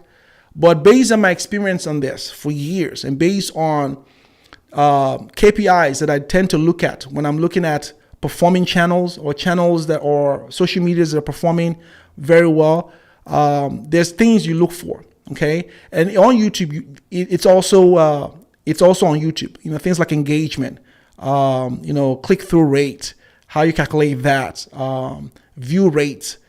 There's KPIs you look at when you're seeing, because a lot of people out here, cheat the system, but you can't cheat YouTube because YouTube has really, I'm impressed from someone like myself with an experience in this. I'm impressed with the YouTube platform in terms of certain things work together to ensure that you're not going to, you can cheat in subscribers and buy subscribers. You're not going to cheat in the areas of likes and engagement on your video. You're not going to cheat in the areas of comments. You're not going to cheat in the areas of, so there's things that YouTube has put in place that you can't fool the system. You can try, but you can't. And so I'm going to tell you that people like Sammy Flex paid for most of their subscribers. I mean, that's an assumption, but I've been doing it for a while. I can tell you this.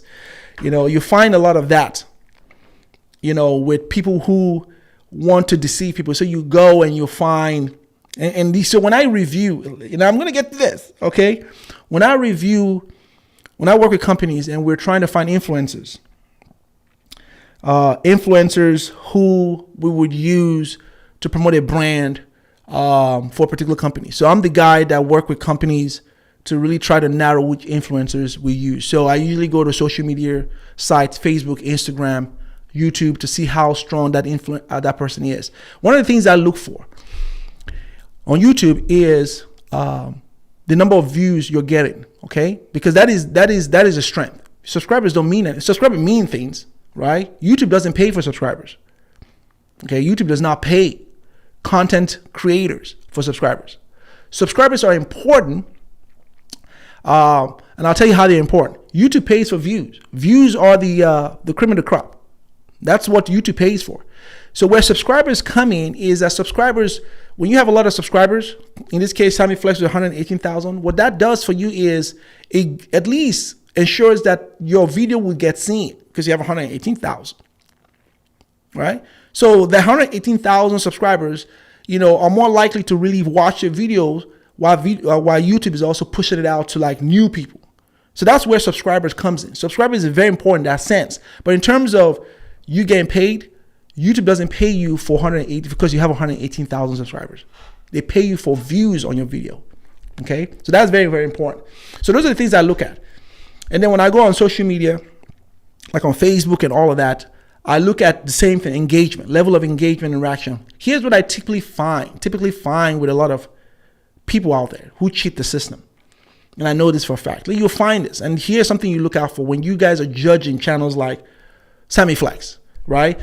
When you have channels that have this many subscribers with no badge and they're verified, that's a huge indicator.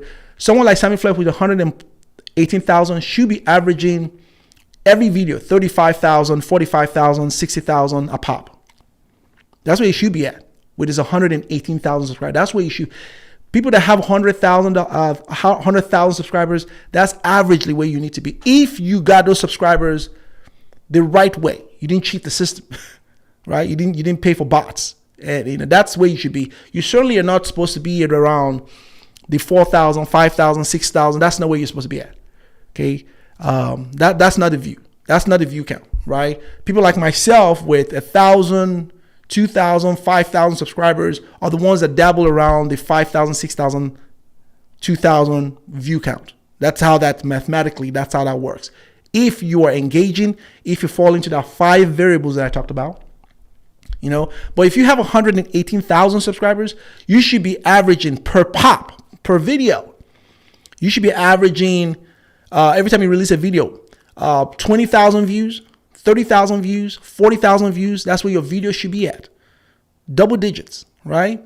Occasionally you might have outliers, where you score like 200,000 views, 400,000 views, and maybe 1 million views, depending on that type of video. But your average video should be around 20,000. 30. Those, if you watch channels that are verified on YouTube, that really have great content, that's where they average.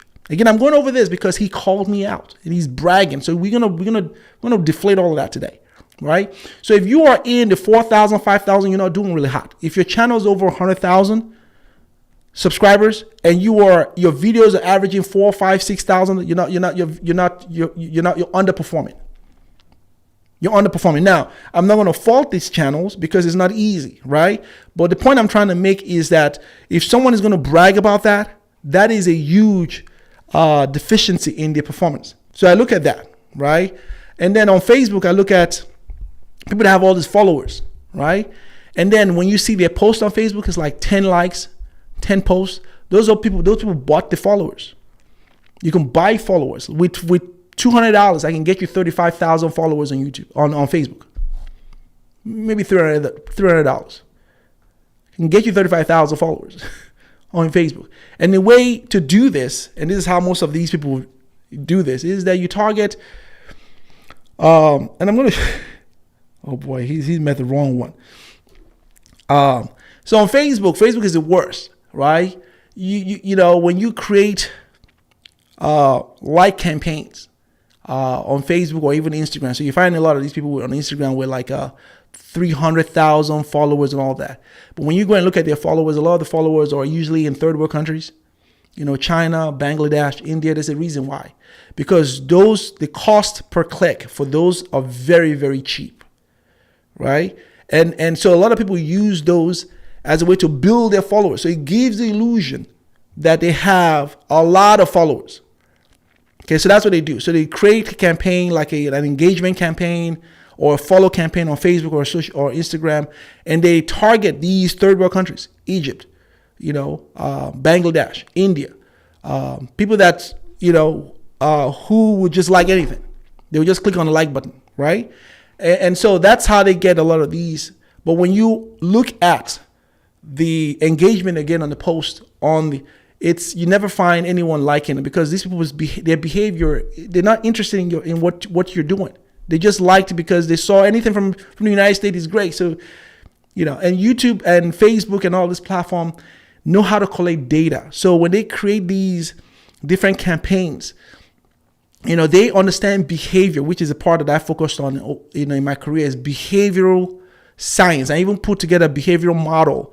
So I understand how the audience targeting work. So on Facebook or YouTube, there's this data, aggregated data, where Facebook can tell those who just strictly like posts. So they put them in one bucket. You know, these are the like people that just like anything, right? And they have, from all over the world, they put them in one bucket. And there's another bucket where they put people that engage in terms of comment. So Facebook and all the social media platforms have that information. They put that on one bucket, okay? And then there's another bucket for those people, for people that buy things, people that take action in terms of buy things. That's what they put in conversion bucket. So that's why when you go on this platform, you have different type of campaign types. You can, you know, engagement, conversion. Conversion usually costs a lot more because these are the people that historically Facebook or this social media platform know their behavior, and they put them in this bucket. So many times when you create a campaign on Facebook or this platform, when you target, you know, create like an engagement campaign, they would mass, and you can pick your location. So a lot of people will pick a lot of these third world countries, right? I know the tricks, but that is hurting your brand, because these same people, when they come to me and ask me to really help put together a conversion campaign for them, and I look at the whole thing, I'm just like, why did you do that? Because that's called black hat practices. That is not, because none of these people are going to buy any of the stuff you're selling, which is mostly what most companies that hire me want me to do, to really help to sell their brand, sell shoes or their clothing, or we're having software applications that we need to put together and we need to sell and target people. But by the time they come to me, we have to start all over, because I see what they've done. That does not work. Okay, you're not going to cheat the system. That does not work. So it's usually a lot of things that I look at to determine that. So here's so let's go over my so here's my page. You guys can see this. So here is, we're gonna go over in terms of my videos. Again, if I scroll all the way here, I only have 46 published videos. I don't have a lot, right? But I think that I think I've done okay and good from a performance standpoint with the type of views that my videos are getting. So if you look right here, so right here at the bottom, see this right here, 10 months ago, why I walked away from corporate America. So that was my last job that I had, and why I walked away from that, the 110,000, that's not the most I've made. That's actually one of the lowest amount of money I made in corporate. But nonetheless, I walked away. That was my last position. So I put that was my first video. That's 10 months ago. So let me go back up here. So here is what my videos typically average. So obviously this is the most recent one 5 days ago was 1,800 views. This is a live of 852. So my lives don't do so well because they're long videos like this particular one. From what I'm seeing from the data is that most of you guys don't like long videos, but I have to tell you that I'm going to start doing a lot of live shows, right? Like this. So a lot of those are going to be long, and but I'm also going to chop them down to really kind of make them in bits. So it's easy for those that can't stay to watch a long live show to really go back and watch the short ones. But my live shows don't really in terms of views, they are very low in terms of that. So that's 850. So here's a post, 1,400 views in 2 weeks. That was 2 weeks ago. Here's the one that we did on Ayo, Shan Ayo, which again. So speaking of Ayo, real quickly, another thing that he addressed, and I want to address this, that he made mention. I forgot to talk about that. Is that he talked about how I started a petition. This is what Sammy Flex said. I started a petition and to have Netflix retract the statement with Dyer. So that video. So he uses that to call me evil and wicked and all of that. So here's my response to that. You doggone right. I started a petition because someone like Ayo or anyone else don't get to say anything. So here's where we need to start evolving as human beings. And here's what others, and I've been exposed to a lot. And so my career has given me an opportunity to really see firsthand how people handle business, how people move in this area. What that is a line in the sand. What that is a planting of a flag that you don't get to say whatever you want to say and say misleading and false information and get away with it. Other communities do this. They hold you to task. That's how they build their value. You don't get to say things that are false. You're going to take that down and you're going to apologize publicly. So understand that Netflix is aware of that petition. Understand that they are watching that. I know how these corporations think. Okay, understand that you're seeing that number at 124, and in their mind, the way they think if it's 124 signed petition, it's actually 1,000 people that really kind of that are behind that. So they don't just see the number; they see the unspoken, the silent majority, right? 124 people are just the ones that are brave enough to make their voice heard. But understand that as a corporation, they see that and they triple that number because that's just the conventional wisdom.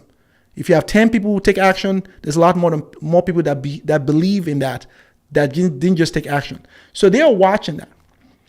And it's going to stay up there. It's going to grow and it's going to stay up there. Because one thing here's what's not going to happen. I guarantee you that they either are not going to green light season 2. Okay. And if they do green light season 2, Ayo will never make that comment again. I guarantee you this. Because one thing about Netflix, and I love Netflix. Netflix is one. I love Netflix. I've always loved Netflix. Most especially, I love the stands they've taken in the past. But the truth be told, Netflix is losing subscribers fast. Losing a lot of people. People are jumping away from Netflix because Netflix is in what you call a monopolistic competition, right? For those of you that are my grad students, those of you that went through an MBA course, so you have different type of competition. You have you have monopoly, you have cartel competition, you have monopolistic competition. Monopoly and cartel is illegal in the United States. So a monopolistic competition is essentially where, you have short-term gains but long-term loss, right? So that's where you come in and you start a business like Netflix. You were the first player, the first person to go to market with that type of idea. And so you gain all the profit right up front, right? So you were like the only one in the field. But the more players that go into that field, it dilutes your profit. That's what the monopolistic competition is. So you have short-term gains, long-term loss because the more players in it. So in the case of Netflix as a streaming, when they were a streaming platform, they were the only ones in here. But over the years, we've seen the likes of Hulu, we've seen the likes of, Apple, we've seen the likes of Amazon Prime, even, wasn't that? We've seen the likes of all of these. Even Disney has one, Disney Plus. And so that dilutes your profit margin. And so they're losing a lot of people fast. And the last thing they want is to offend the Nigerian market, because the Nigerian market is, as far as the international market, is Netflix. Netflix is coveting Nigerian market. That's why they have the African, is it African on demand, which is, I think that's what it's called, the channel, which is mostly Nollywood videos that they show. And so they don't want to offend the Nigerian market. That's the last thing they want. Now, of course, are they going to listen to me? Probably not. Who knows? But chances are they're watching that and they're seeing that. And they're going to respond in terms of either making sure that he doesn't repeat that statement. And maybe I do, so my goal is hopefully maybe we do a better documentary. Maybe Hulu reaches out to me to do a better documentary on afrobeats. It'll be a platform of that size that I would welcome, to be able to do a better documentary that tells our story much better than what that was, whatever that is, because that is not the Afrobeat story. That is not the Nigerian story in terms of our legacy. So who knows? Maybe Hulu reaches out to me. I don't know. And they rival that documentary, and I'll welcome that if that happens, and we can tell a better story. So that's why I did that. That is a planting of a flag to say that you don't get to do that. You don't get to say that, but we're going to call you on it if you make a false and misleading statement, as Dyer did. So I wanted to address that. So let me get back to this.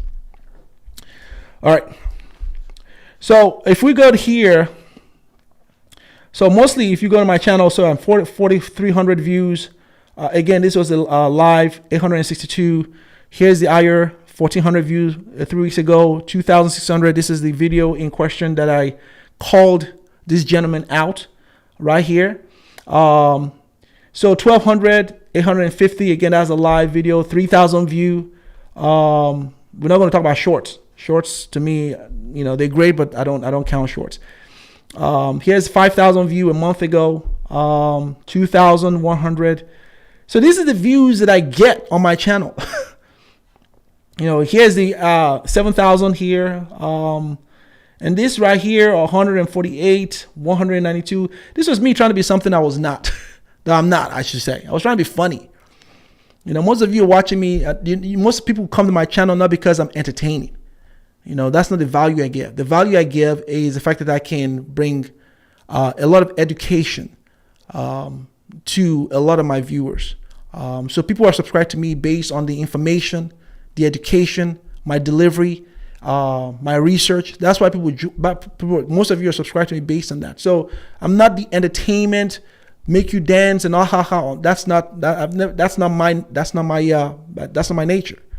I try to be funny as best as I can, but so this is me trying to put out videos that's just really not me. So anyway, they were not research based. So here are all the other research based stories, educational stories. 1,000 views. Go watch this video.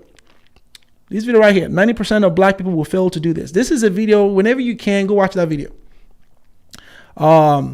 This is a video that I talked about how to build generational wealth. Okay, it's a long video. Yeah, it's long. So, take some time to watch it. And I showed a few strategies in that, how to build generational wealth, to store up for your loved ones when you're not here, how to use life insurance to your advantage, how to also do 529 plans, as well as utilizing stock options, stocks, and what that is, and how to so you watch that. That's whenever you have time. Anyhow, here are videos that I did on exposing the ADOS and the FBA movement. This is another good one where I talked about the black slave owners that black people that own slaves in the United States. Most people don't know this. I did research on it. Where I uncovered. And most people don't know this. There were over 300,000 black people that owned slaves in the United States.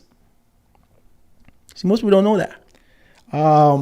And they owned upwards of 13,000 slaves, you know, in the South, Louisiana, Virginia, Georgia, the Carolinas, North and South Carolinas. So I talked about that. So that's, whenever you go watch that. But anyway, so that's another video, and that's another reparations video I talked about, on and on. And here's one that I talked about, how Nigerians are a formidable people. The data that, you know, the Department of Labor, the Census Bureau really kind of gathered on Nigerians and all of that. So I covered all how Nigerians are really killing it in the game. And here's, you know, I responded to some guy just like this Sammy Flex guy, you know, another one, a guy named Phil Scott, another hater of Nigerians, but with clout on Nigerians to get views. So I did a response video on that. I have a 10,000 view here, you know. So what's the point of this? The point is that when this guy is saying that I'm coming to him to get attention, I need him to know that, dude, I don't need your channel. Doing okay, you know. All right, and then it's another view. So all the way till this is a good one, you know. 18,000 view 10 months ago. Really got a lot of good responses in terms of people to avoid in corporate America, and you know, these are mostly women to avoid in corporate America. And I go over all of these personality types. If you have time, go watch that one too. Okay, so let's look at Sammy Flex. Okay, so that way I wanted to give you guys, so you understand the average of views that I'm getting. Okay, you know, so understand that I've just shown you videos where I get like 18,000 views, 7,000, 5,000, 4,000, 2,000. I've just shown you all of that. So have that in mind when we go and watch this. So let's look at Sammy Flex. Okay, so he's Sammy Flex. Okay, here's a guy with 118,000 subscribers, highlighted right up there. So here are his views. Okay, so we're gonna go all the way to, we're gonna compare apple to apples. Okay, you know, because to be fair, Sammy Flex has over 2,600 videos published. That's a lot. I would argue that channels that have 118,000 don't have that much.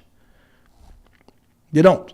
You know, when you see channels that are really killing it out here, channels that are really making an impact, they usually average around 200 videos published, you know, 300 published to, you know, when they have 100,000, 118,000. When you start seeing the 1,000 videos from what on YouTube published, it's usually channels that have 1 million plus subscribers, you know, that have the 800, 1,000. But to have 2,000 and have 118,000, that is not impressive. Okay. So here you go. So he's got, again, 1,600, 6,800, 1,300, 6,000, 4,000, 2,000, 5,000, 2,800, 2,000, 6,700. Again, I'm just going to go through all of that. We're going to go all the way to 10 months. Okay. We're going to compare apples to apples, because I'm not going to go through all these 2,000 videos on his channel. I'm not going to do that. But we're going to go all the way to 10 months. Okay. So here, let's keep going. 6,000, 1,900, 370 views, 8,000, 5,000, 7,000, 2,000. So we're going to skip the shorts. Again, we're going to skip the shorts. 1,200, 298, 3,400, 1,700, 1,900, 7,000, 2,800, 960 views, 4,300, 2,100, 12 days ago, 159. So we're just going to keep going. 2,600, we're just going to keep going so I can make this quick. 307 views, 606 views 2 weeks ago. 357, 9,500, 27,000. So that's where he needs to be at. Okay, that's where every video should be averaging that. That's where he would need, for a channel of 100 plus subscribers. That's where he would need to be at, but that's not what we're seeing. 3,100, 627. Okay, 3,400, 4,000, 3,800, 434. 2,400, 4K, 317 views. 5,000, 3,000, 3 weeks ago. So we're at 3 weeks now. So let's keep going. And it's the same story. If you keep, I'm just gonna scroll down here so you kind of see, because I'm not gonna go. If I want to kind of get this video going. 671. So we're a month now. We're a month in. 2,400, 5,200, 394. A month in. So let's give it 552 right here. A month ago. 3,600, 3,300, 319 views a month. So let's keep going. Okay, it's the same story. I mean, no matter how you look at 524, 4,300, 4,600, same story. We just keep going here. 1,500, 3,000, 939, 1,600, 6,000, I should say, 2,800 views, 836 a month ago. Let's keep going here. I'm just keep going scrolling. I want you guys to see this. You can go watch the playbacks later on so you can kind of see where I'm at. So we're at 2 months now. Okay, so this is 2 months. You can kind of see that. So we're 2 months in. We're 727 views 2 months ago. We have 20K right here. I think that's Shatawale. Shatawale gives them views, right? So there's two people that gives them views from what I know, Nigerians and Shatawale. Those are the people that give him views. 14,000, 3,600 2 months ago. 1,100, 283 views. 313 views. 4,300, 242 views. It's not good. These are not good numbers. 556 2 months ago. 1,900, 1,200, 2,900. Keep going here. I have 12K here. Keep going here. 700 views, 1,200, 761, 705 2 months ago. So let's just 800 and 509 2 months ago. Let's get to 3 months. Okay, so now we're at 3 months. Okay, so now we're at 3 months. All right, so 3,500, 1,200, 600. So again, you get the point. Okay, so when he's saying that I am needing exposure, dude, I'm getting the same views, and I'm 1,200 subscribers. Okay, so 834 views, 27, 177 right here, 3 months. Okay, 177. Okay, that video was 33 minutes.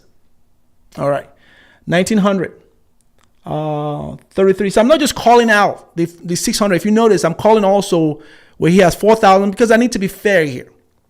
Okay, so I can't call out everything, but you notice that I'm calling out where he has 1,000, he has 5,000, 10,000, 12. I'm calling those out as equally as I am calling where he has like the 400, 200, or 300 views. Okay, all right, 848, 7,000 3 months ago, 3,400. Okay, 3,000 3 months ago. 2,900, 616 views. So let's get to 4 months. Hopefully it gets better. Okay, so we're 3 months. Let's keep going here. Okay, so we're 4 months now. Here's 4 months. We're in 4 months now. So 6,000, 7,000, 646 views 4 months ago. 1,800, 3,200. Okay, so 602. 2,800, 320 views, 847, okay, 393, 3,000 views, 2,700, 5,000, 610 right here 4 months ago. Okay, 1,300, 479 views, 674, 3,800. Okay, so here we go. So I don't know what these are, but 157 views 4 months ago, 195, 209 views, 409, 2,500, 4,100. So let's keep going. I mean, the story is the same. You get the point. Let's get to 5 months. We're gonna go all the way to 10 months here. Again, we're comparing apples to apples. All right. So let's go to 5 months. Okay. So there are videos that he put 5 months ago. Okay. So the story is the same. But let's just go 855 views, 1,200.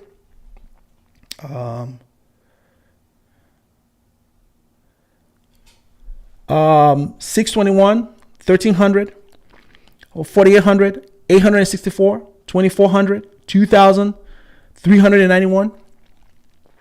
Okay. Where we at? So we're right here. 949, 1,400, 2,800, 19, 5K, 5,000 views 5 months ago. We have 4,800, 770 views. Okay. We have 3,400, 406 views. And again, if I click into any of these ones, right? Because if I click into it, it's just going to take me back all the top page. If you click on it, the engagement and the likes on this are very, they're not impressive. Okay. Again, for channel, if you watch channels on YouTube who have good, who are killing it out here, who have 100,000 subscribers and they are verified, or even if they're not verified, right? But they got their audience legitimately. Their likes are usually around 1,000, 3,000 likes. That's what you normally find. That is the average on their videos. You'll find this. When you start bothering around the 60, 100, 200, that's you in my territory. That's where I'm at, right? When my videos are 1,000 subscribers, which all my subscribers were legitimate, which is why I'm getting the type of engagement I have on my channel. You know, my videos are averaging 1,000 or more. There are channels on YouTube, right? There are channels on YouTube that have 5,000 subscribers and they're struggling around few hundred views, right? They're like 300, 500. There's channels on YouTube that have 3,000, 10,000 subscribers. And they're right around the same, you know. So again, I will never knock anyone because it's a hard, it's not easy. Okay. So I'll never look down on this channel, but with Sammy Flex, because he's bragging about this thing. So I need him to understand that you're talking to the wrong person. You're talking to somebody that has expertise in data analysis, in looking at data on YouTube, and understands when something is performing performing accordingly and something that's underperforming. You're talking to the wrong person. Okay. Let's get back here. So we're at 5 months. Let's go. So we're here at 1,200, 2,300, 3,400, 860 views 5 months ago, 9,900. Again, I have videos at 10,000 views. So 9,900 is not impressive. Okay. So let's keep going here. Let's get to 6 months. Okay. So let's go. It's the same story. If you keep going through here, you guys can do this on your own time too. Same story. Cause this is live. This is his data. This is his channel. This is not something. This is Sammy Flex. Okay. All right. So let's go to 6 months. Now we're at 6 months. Okay. We have 4,800. We have 15,000 views. You know, 50,000 6 months ago. 2,100. 26. 674. And to be fair, not every video is going to perform, you know, like your other videos. But if you are at 100,000 subscribers, or 60,000 subscribers, or 70,000 subscribers, and you got that legitimately, right? On average, you should not be averaging 600. No. That's not what the algorithm is built for. That is not how this thing works. Okay. What you find out are people that cheated the system. And so what I'm trying to show you is that most of his subscribers, that 118,000, my professional expertise tells me they were bots. I don't know this for a fact, but they're bots. They either paid for, and you get these usually when you run ads. There's nothing wrong with running ads. So you have people that run ads to get subscribers, right? That is a wrong thing to do. You know, you don't run ads on YouTube to get subscribers. That's not going to work for your benefit. It's not going to work for you to your advantage. You know, you run ads on YouTube because you're trying to draw an attention to either a service or a product that you're trying to sell or promote. That's what ads are there for. You know, but there are people that will run ads on YouTube and to get subscribers. And most of these subscribers are not. That's how you get a lot of bots. And YouTube there's a problem on YouTube in terms of fake accounts and bots, and they're working on it. Okay, I've seen a lot of changes on the platform, so they're working on making sure that is not a problem. But right now they currently have that. So that's how you get a lot of these, people run ads, they put money behind it, and they buy those subscribers, right? And when you do that, those are not going to be engaging subscribers. Those are just people that are just going to be fictitious. You're just going to sit there. So you have pretty numbers like 118,000, or 50,000, whatever. But in terms of, that they're not, because those are the ones that they're not going to engage because they didn't subscribe to you because they weren't engaged. These are just bots.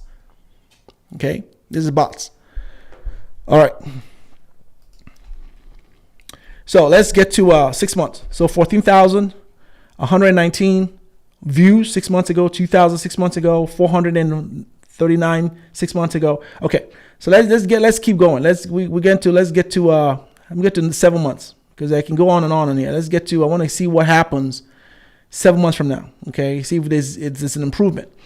7 months from now. So we're 6,200, 965, same story.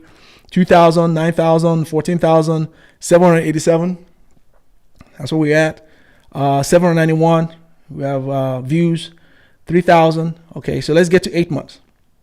Okay, so we're almost close. We're almost there, guys. Just hang with me. 2,500. All right. 380 views, ladies and gentlemen, 8 months ago. Okay, that is not impressive. 5,400 8 months ago, 27,000. That's pretty good. 434 8 months ago. We have 1,000 8 months, 776, 558, 4,700, 1,400, 9,600. We have 343, 377, 207 views. Let's keep going. Let's get to 9 months. Right? Let's get to 9 months. So 9 months, 2,000, 5,000, 2,000, 5,200 views, 1,400, 1,700, 1,800, 998, 3,800, 701 views. Keep going here, 1,800, 1,300, 481, 3,100, 512 views, 783. Okay, let's get to 10 months. We gotta get to so I can move on to the other things that I have for you here. 379, 7,200, 1,200, 10 months ago, 2,700, 1,500, 1,600, 440 views, 758 views 10 months ago. Okay, so I can go on and on. Okay, I can even go all the way to a year. So we're even in a year now. Okay, so it's 4,600, 3,600, 3,300 a year ago, 2,600, 6,300, 827 a year ago, 559. I mean, the story is the same. Okay, I can keep going on. Okay, so you get the point. All right, so let's look at his post. Looks like a post because I want to. What I'm trying to establish here is his inability to connect and be effective out here, even while he's bragging, because somehow I want something from him, apparently. But I'm trying to drive the point that he's not liked out here and he's not an effective content creator. Okay, since he wants to call me out. All right, so here are his posts. Let's look at my post. Again, he's got gazillion posts. All right, we're not going to compare the number of posts, but we're just going to look at a few because, again, I've only been here 10 months and I have a few posts. So here are the posts that I have. Of course, here's the infamous one that most of you are here because, so you have 86 likes, 22, 81 likes, 142. Thank you all for making this post. This obviously people love this post, and you guys really kind of responded well to this particular post. So that's really good. 88 likes, 18 comments on this post, and they're all positive. I can click into any one of these. These are all positive responses, right? Okay. Let me go back here. It's going to take me all the way to the top. That's one thing about YouTube. Oh, here we go. Okay, let's go back here. Where was I?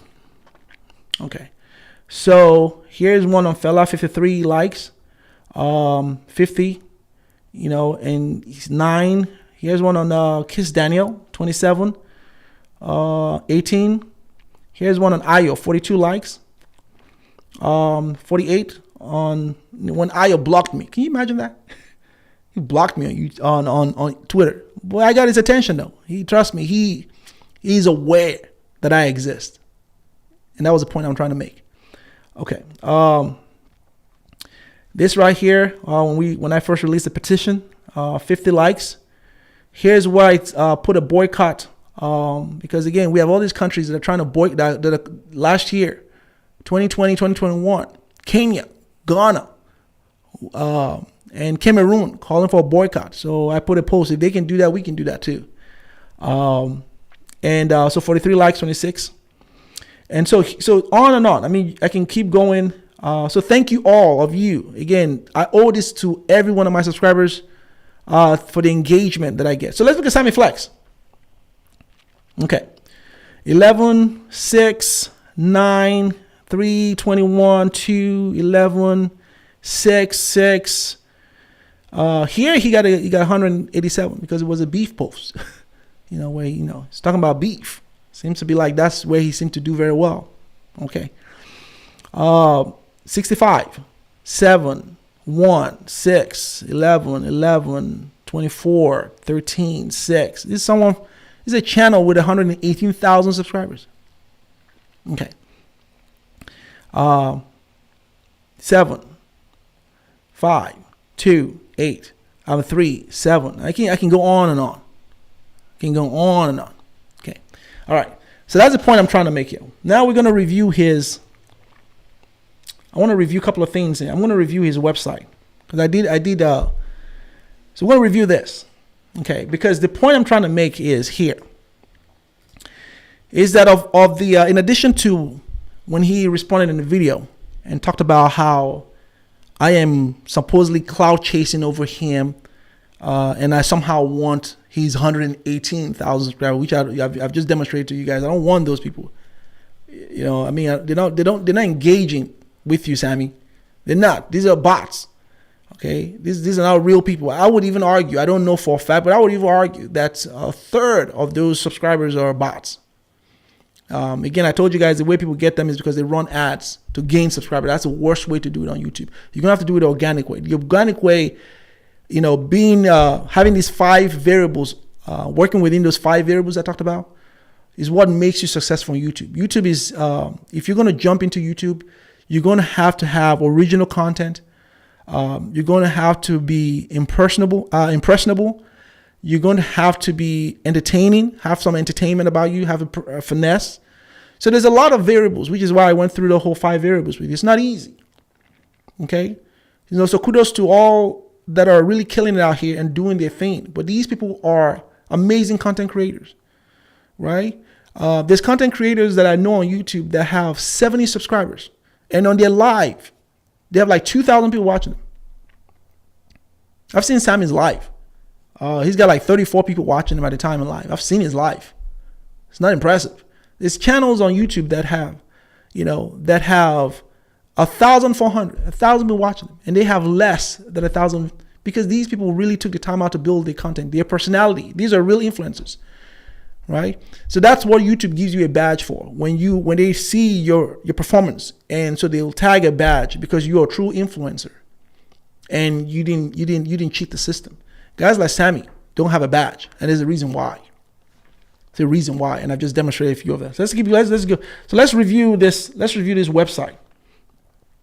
Okay, so I told you guys that my background expertise is in obviously digital solutions. So I'm a web developer, as well as campaign strategies in terms of ads and all of that. So when I review companies, I'm going to go through a basic format that I use to review companies to see how they do, because a lot of that behavior also goes into the site, right? They do a lot of these things. So I kind of suspected that if he's, based on my assumption, doing that on YouTube, he's obviously doing it all over. So he claimed to be a journalist. That's what he said in his video.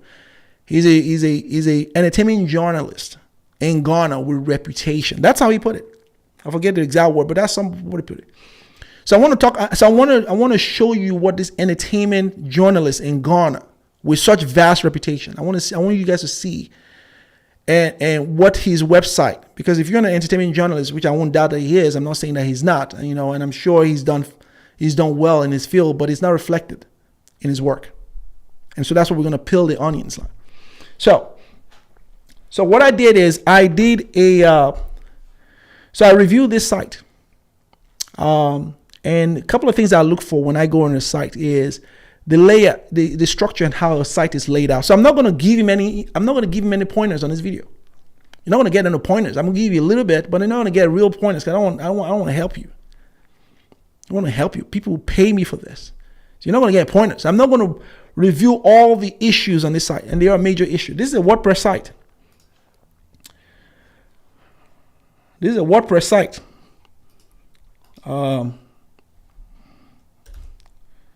You know what I'm saying? So you see that? I'm going to highlight. So this is a WordPress site, and there's nothing wrong with WordPress. WordPress is a great CMS. So it's a great site. So I'm familiar with this, with WordPress, as well as Java sites. I develop. So that's part of my field. Is like I build websites. So I'm familiar with web development and all that, coding. Quick point before I forget is, Sammy, if you're watching, we're in 2022, not 2020. Okay, so that's that 20. That's not gonna. That's go fix that. Okay, there's a piece of code you can add that updates the year and date on your site every time we work through the calendar year. So 2022, not 2020. Okay, all right. So here's a couple of things that I look for when I look at site. I look at there's what's called attention ratio, which the attention ratio on here is pretty bad. So basically, what that is trying to make the interaction that people have seamless and the journey on your site very seamless and easy to navigate. So I look at a lot of things. Again, I'm not going to tell him what he needs to do because I don't want to help him. Okay, so I'm going to point out. So I ran an audit on this. So here is okay. So let me go back to the site real quick. So he's got a lot of these things, and these are all ad banners.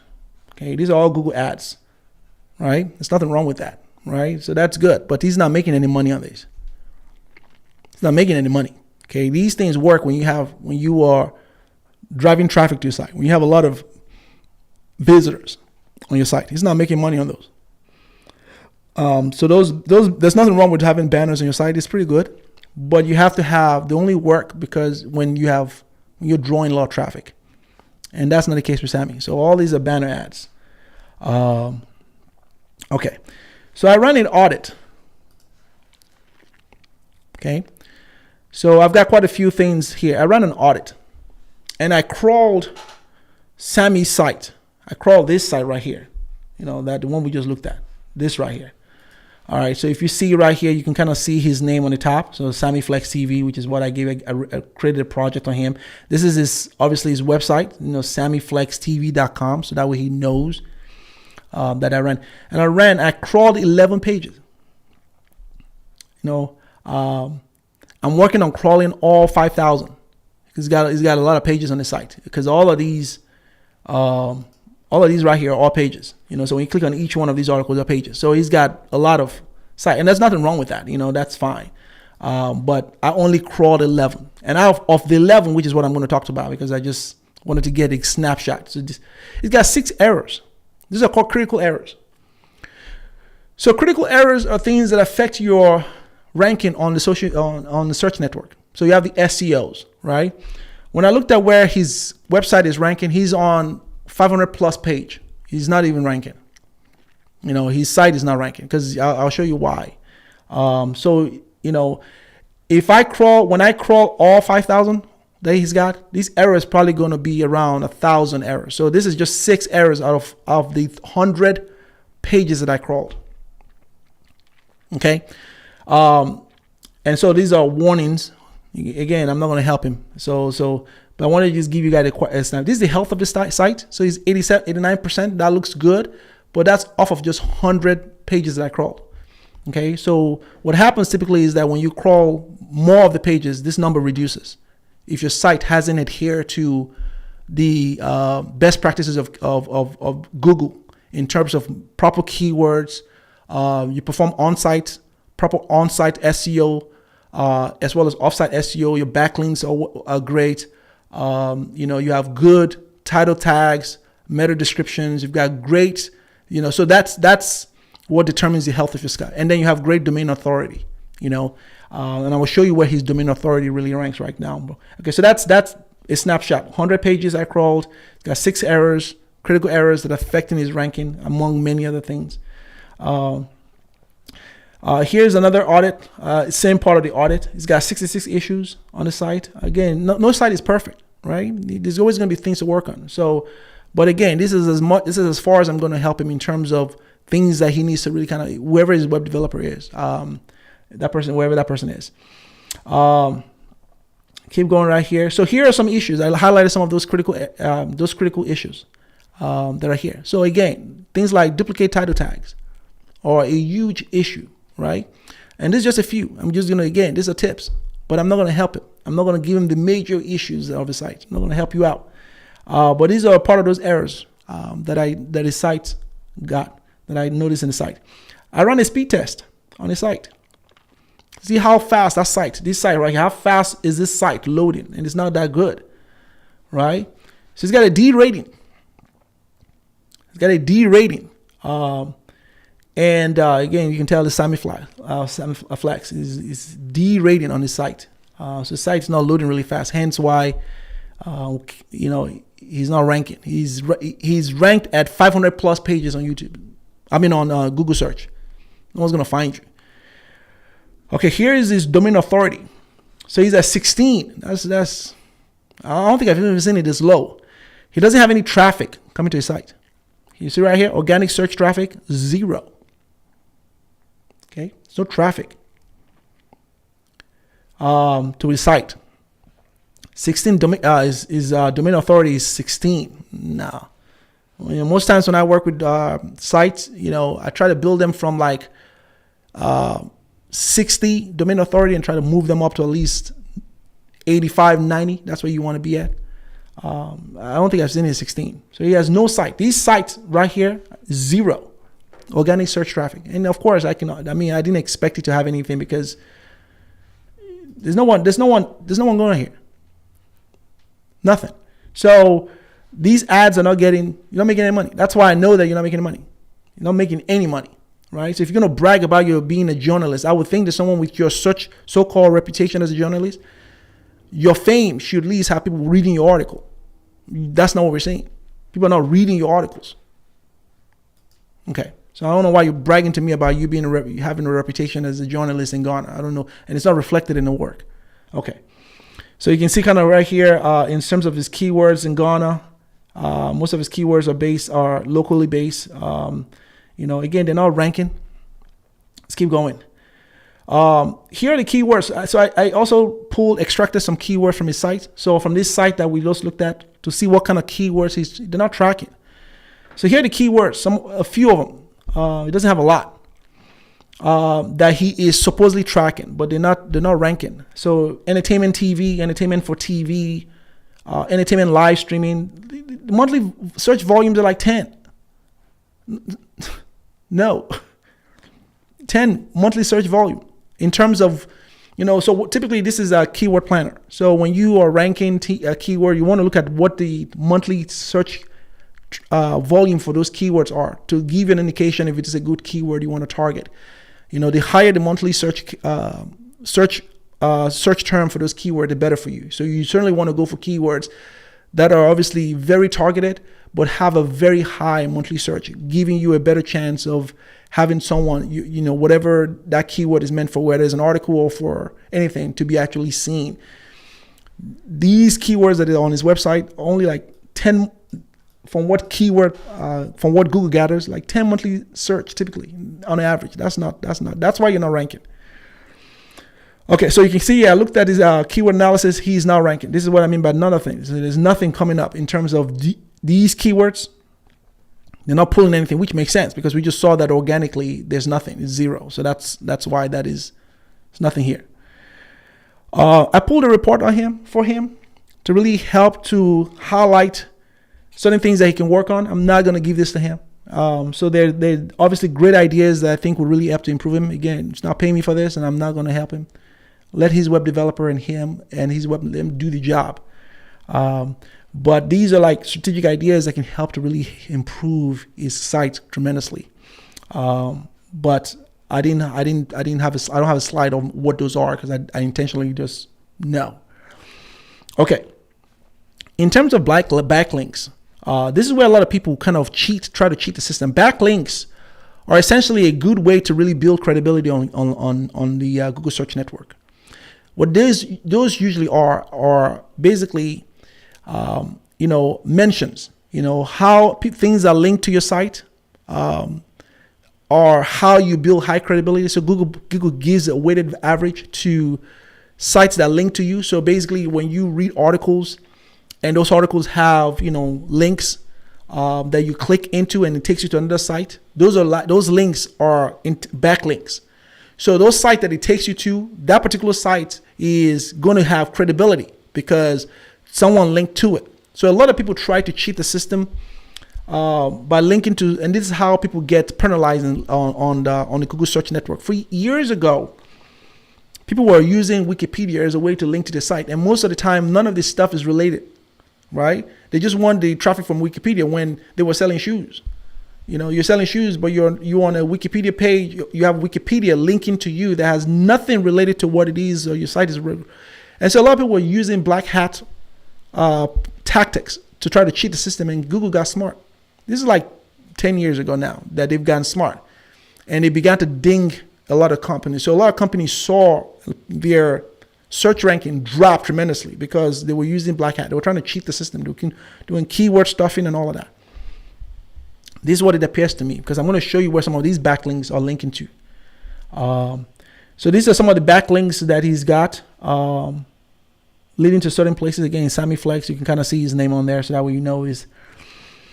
So I pulled that. So here are some of the pages that he's linking to. Okay. Here's I don't know what this is. Apparently it says deadpeople.com. Oh no. That has nothing related to his sites, except he's talking about content about dead people. I thought that I didn't find that. What I found was basically entertainment articles. So and here's obviously broken links. So a lot of these back pages have broken links. So they lead to like 404, 403 pages. This is one to Ubuntu. I don't know why you'll be linking to Ubuntu. Again, these are just a few of the unrelated things, and these people do things like to cheat the system, but it doesn't work because Google's obviously refined their search network to ensure that people are adhering to the best practices on both YouTube as well as Google search. So the articles are going to have to be relevant.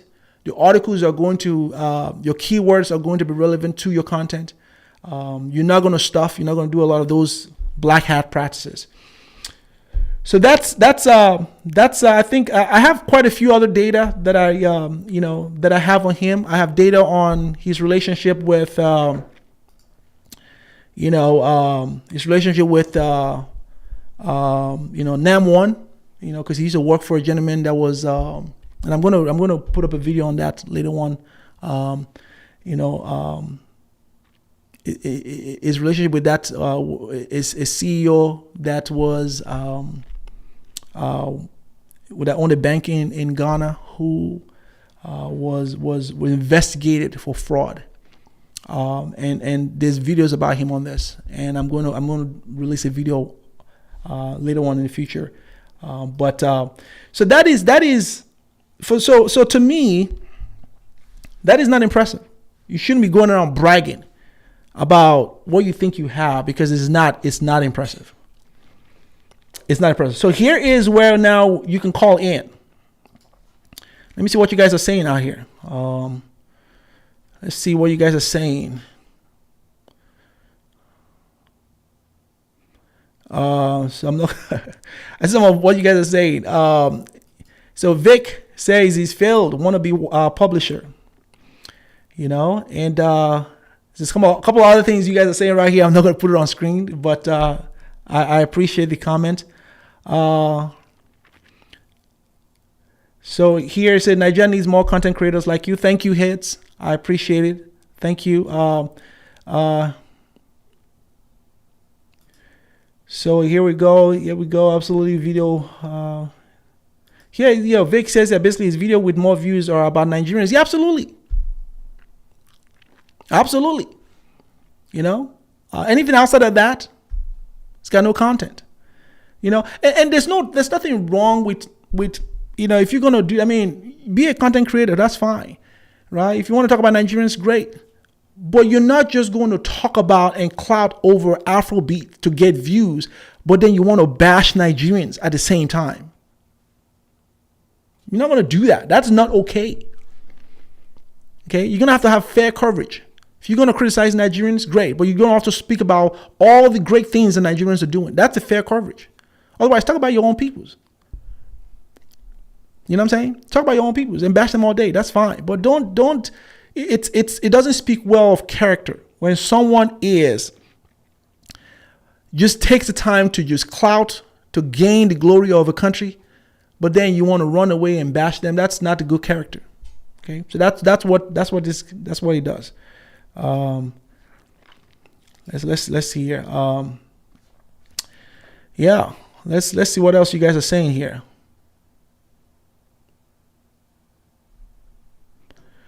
Yeah. I hear you, Vic. I hear you. Here you go. We are, I don't know what this is. Brothers. Nigeria says the Muppet. Okay, I guess so. Yeah. Let's see here. Let me see what else you guys are saying. So I'm going to go over, yeah. Check out this rat, Sammy, from the YouTube streets. I've got his time. He's met the one person that's got his time. So what I would say is because I'm not going to sit and watch Sammy flex. He doesn't have any relevant content for me to really kind of be interested in. So if you find something, I'm going to leave my email in the chat. If you guys, who are vigilant, find something that moving forward, email it to me. Because he is gaining my attention. And congratulations. Because it's not easy to get my attention. It's not easy. So congratulations for gaining my attention. So if you find something, just email it to me. And if I need to do a video on that, I'll do a video on that. It's no longer going to just have a free reign. Just talk about Nigerians whenever he likes. No, you're not going to do that. You're going to give us our respect.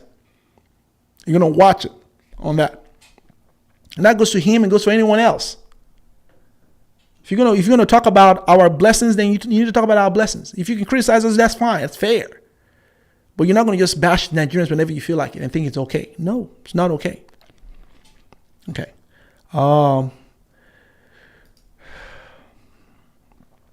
Rader says nice analysis. I appreciate that.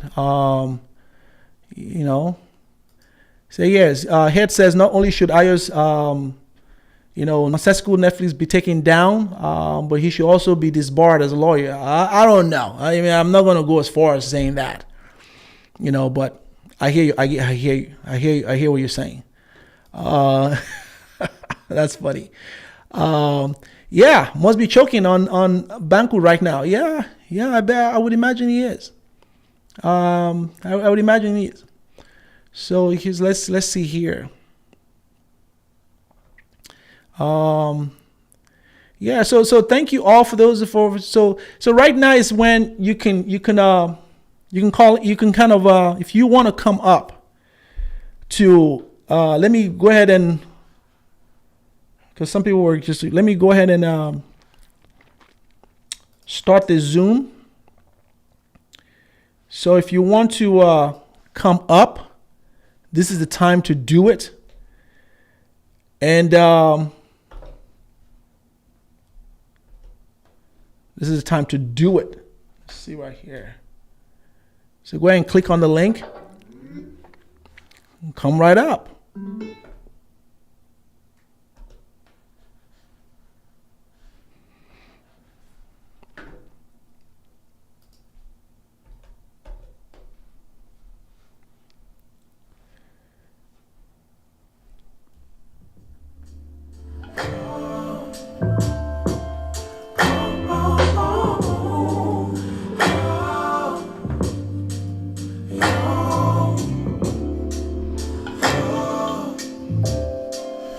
It's not my fault.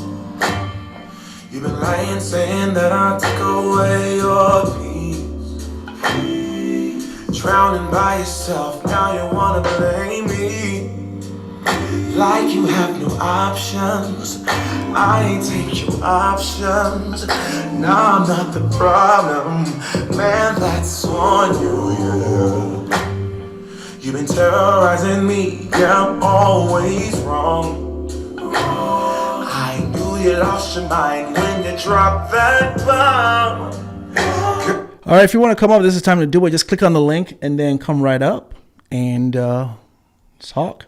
Lately, it's you. You stole your peace, put it on me.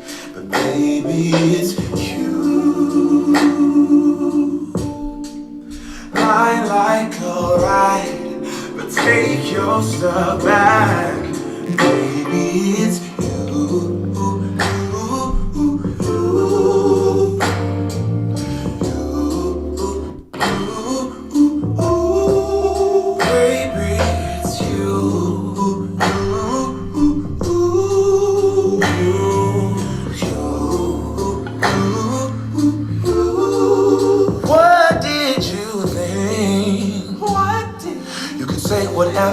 And I would never. Hello? You've been flexing everywhere, girl. Look in the mirror. All right. I guess people were anxious. All right, let's get in. Who is this? And welcome to the show. Can you hear me? State your name. Can you hear me? Hello? Yeah, hello. Welcome to the show. How are you? I am doing good, man. I'm glad I'm on the show, man. How's everything going, man? We are doing okay. We're doing great here. What is your name? So that way everyone. My name's Jonas Imo, and I'm actually based out of Tyler, Texas. I'm calling in about the situation with Sammy Flex, and also noticed like a lot of a few African countries that are they're quick to take credit on the Nigerian push in terms of IT and technology, science, music, but for some reason they focus a lot more on the negative, bashing Nigeria as a negative, like scammers, criminal, Boko Haram. I hear this all the time because even I've been in Texas for 23 years and I work in oil, and the number one thing I hear from other Africans that are non-Nigerians are that Nigerians are criminal. Yeah, and you're absolutely right. And that's what you would typically find with a lot of these people is that people just want to they want to bash Nigerians, talk down, and talk about all of those 0.00001 of people that commit these crimes and all of that. And they intentionally gloss over the many accomplishments of Nigerians. Nigerians are killing it. And I'm not just saying it because I'm a Nigerian. I mean, these are data. These are data that have been collected. These are data that are collected from agencies that study these things in the United States. These are data that are done. And so people gloss over that, right? They gloss over it because they just want to be evil intended and talk about Nigerians all day, and you're not just going to. Those days are over. I mean, not on my watch. So I'm just going to call them out. I really appreciate that, and also because we're so far ahead in IT. I am into blockchain and development and marketing, and I'm currently with a company called Tectonic, and I'm pushing a lot of market towards specifically Nigeria because I want Nigeria to be the base of the company because we just started 6 months ago. And if we can get a lot of Nigerians to be the base of it, we have a few Nigerians that are in leadership already in the company. But if we can get in the bottom of the investment, starting out with less than a penny, every Nigerian, I can promise him in just a year, 2 years, when the economy recovers, they'll be a millionaire instantly. Yep. And if you would help me spread the word out. Yeah, absolutely. Listen, I think that I'm in the business with what I've done with my career. My life right now is devoted to really helping my peoples. So, and part of the way I want to do that, and part of where I'm doing that right now is, one of the things that Nigerians will need to learn, if you guys have not already started doing this, is to learn digital marketing. Digital marketing is a skill set that is going to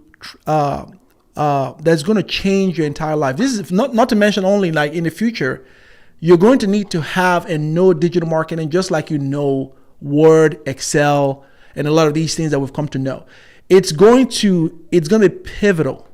And so next year I am going to be releasing content where I teach these things, and it's only going to be available to subscribers of mine that really kind of support my channel financially. And so I'm going to have those videos, and I'll have a membership to where you can kind of watch those content. But that is a skill set that you're going to need to learn that whole thing, right? And many people don't realize it. It's very, very important to know how to understand and analyze data, what to look for, how to build a digital campaign, how to do a market brand analysis.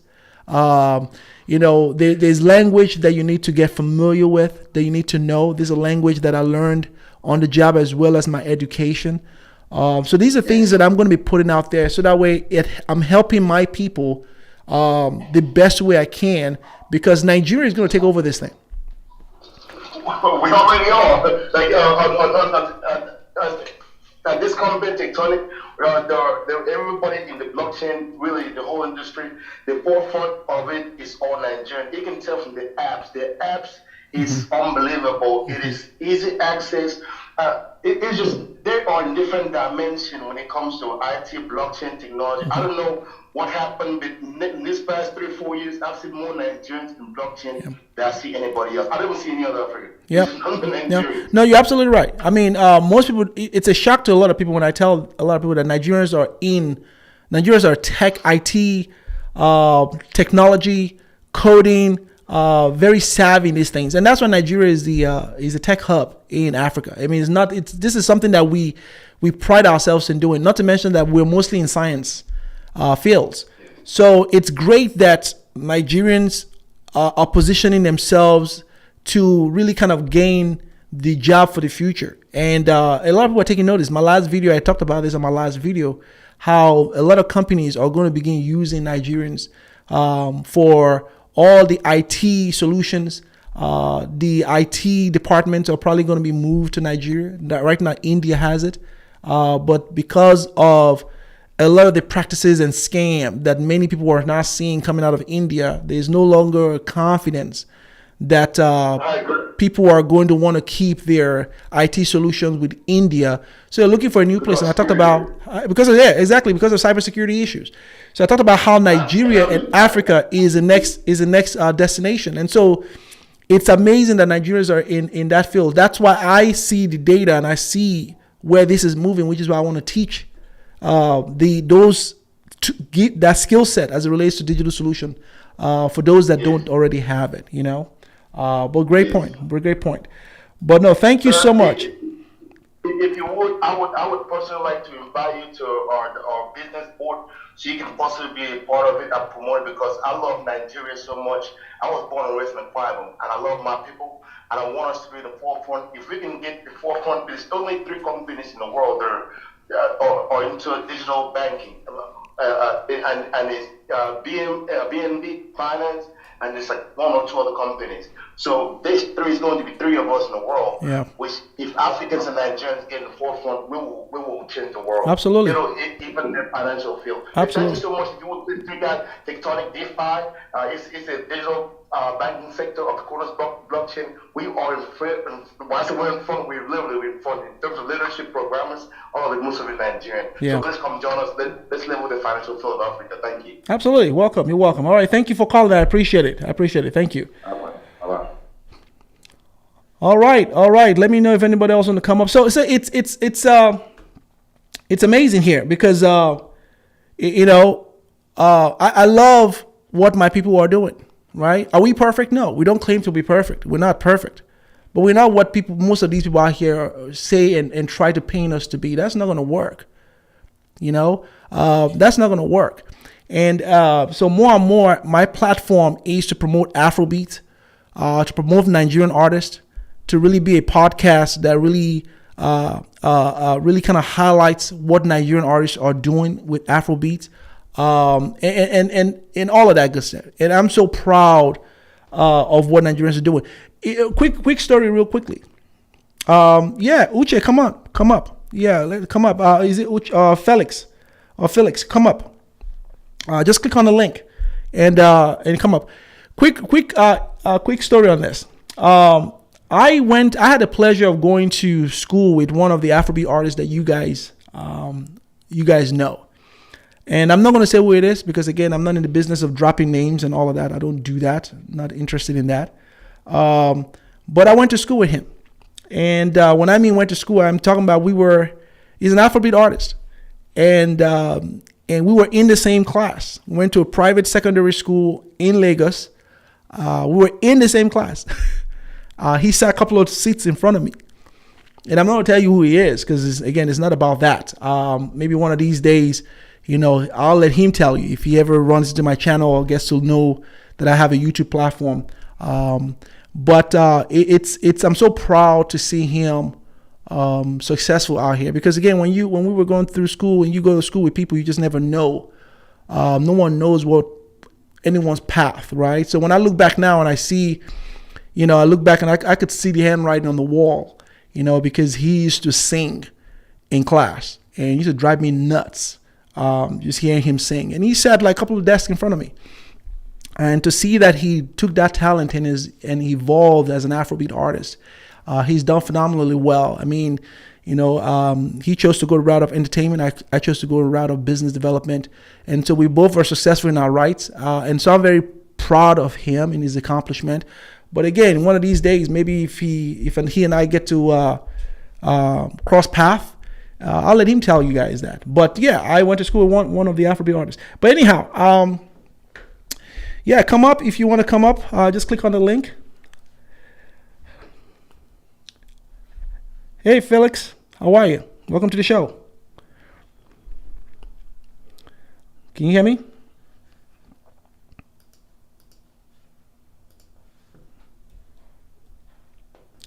Hey, Felix, you're going to have to unmute yourself.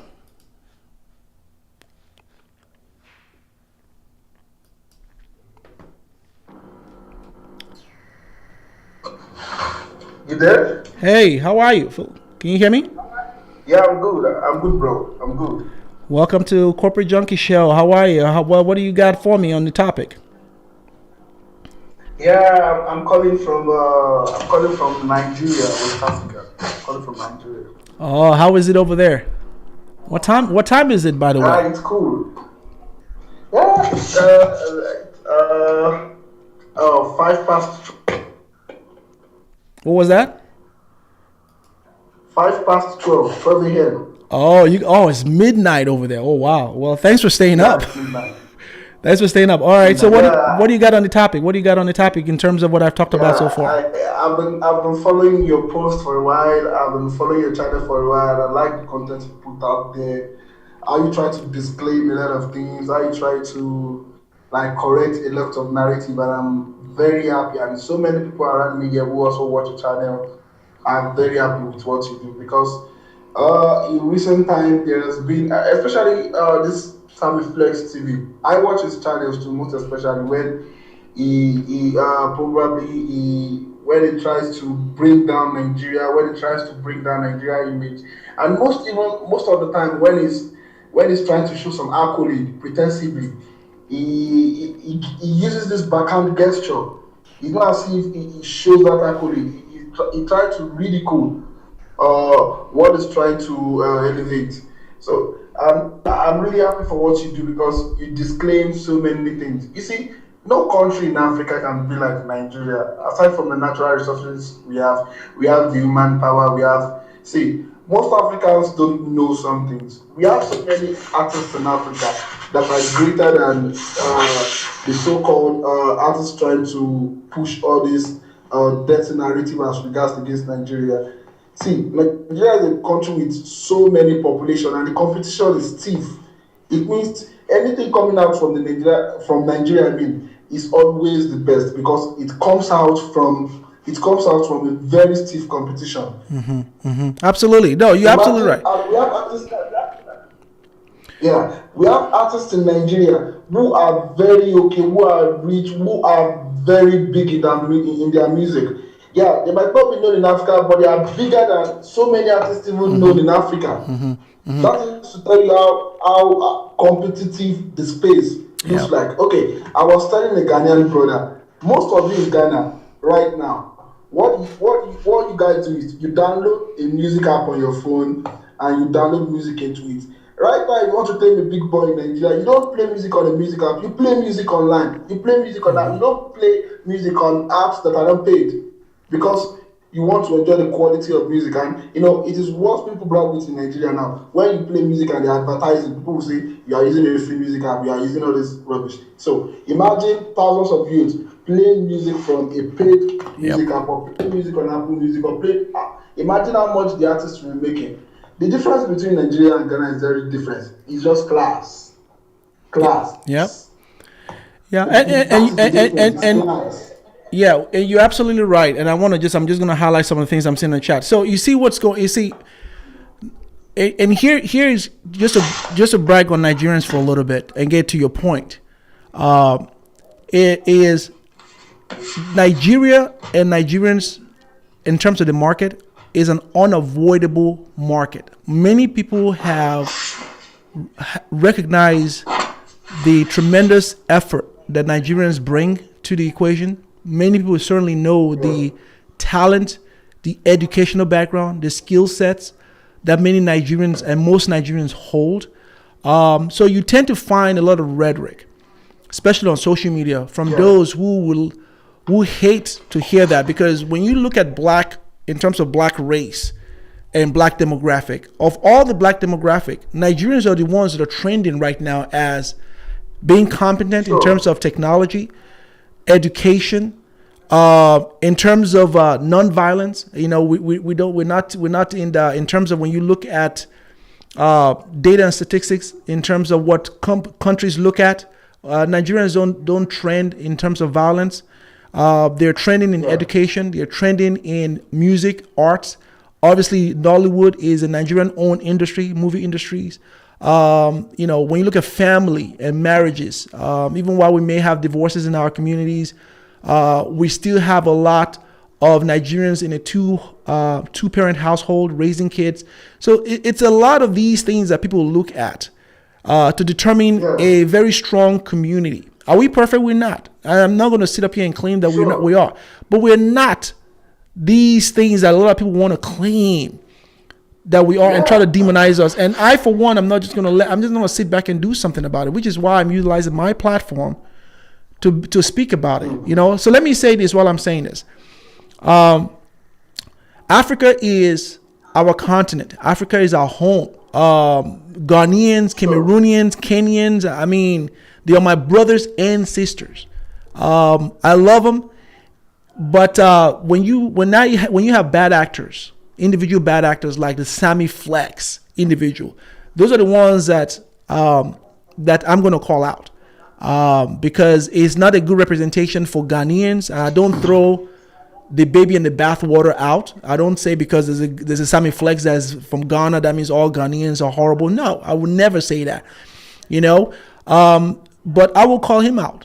And I will make sure that I devote my attention to him because now he's got my attention. He's going to get it, whether he likes it or not. Yeah, and you know what? Do you know what?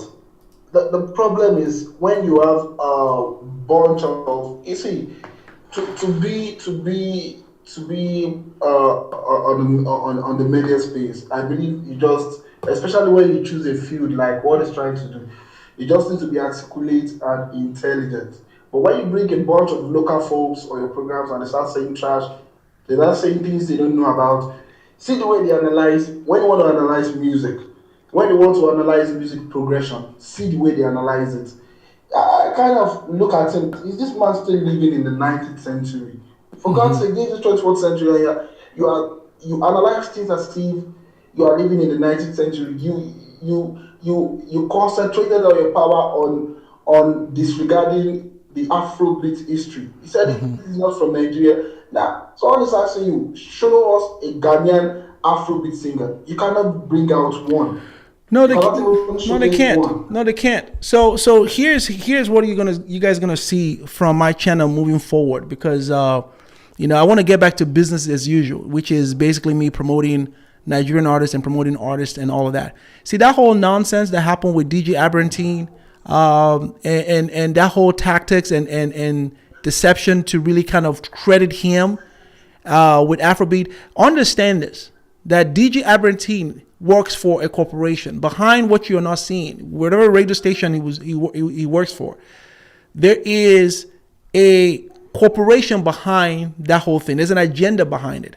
He didn't come up with that by himself. This is something, he's just a face.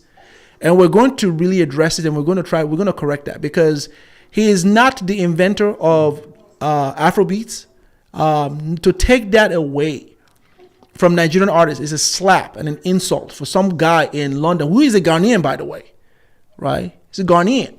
To be out there and coin all of the work that Nigerians are doing and sort of push everybody in a bucket is not going to work. Yeah, I complete Junky. It's not going to work. Question. Okay.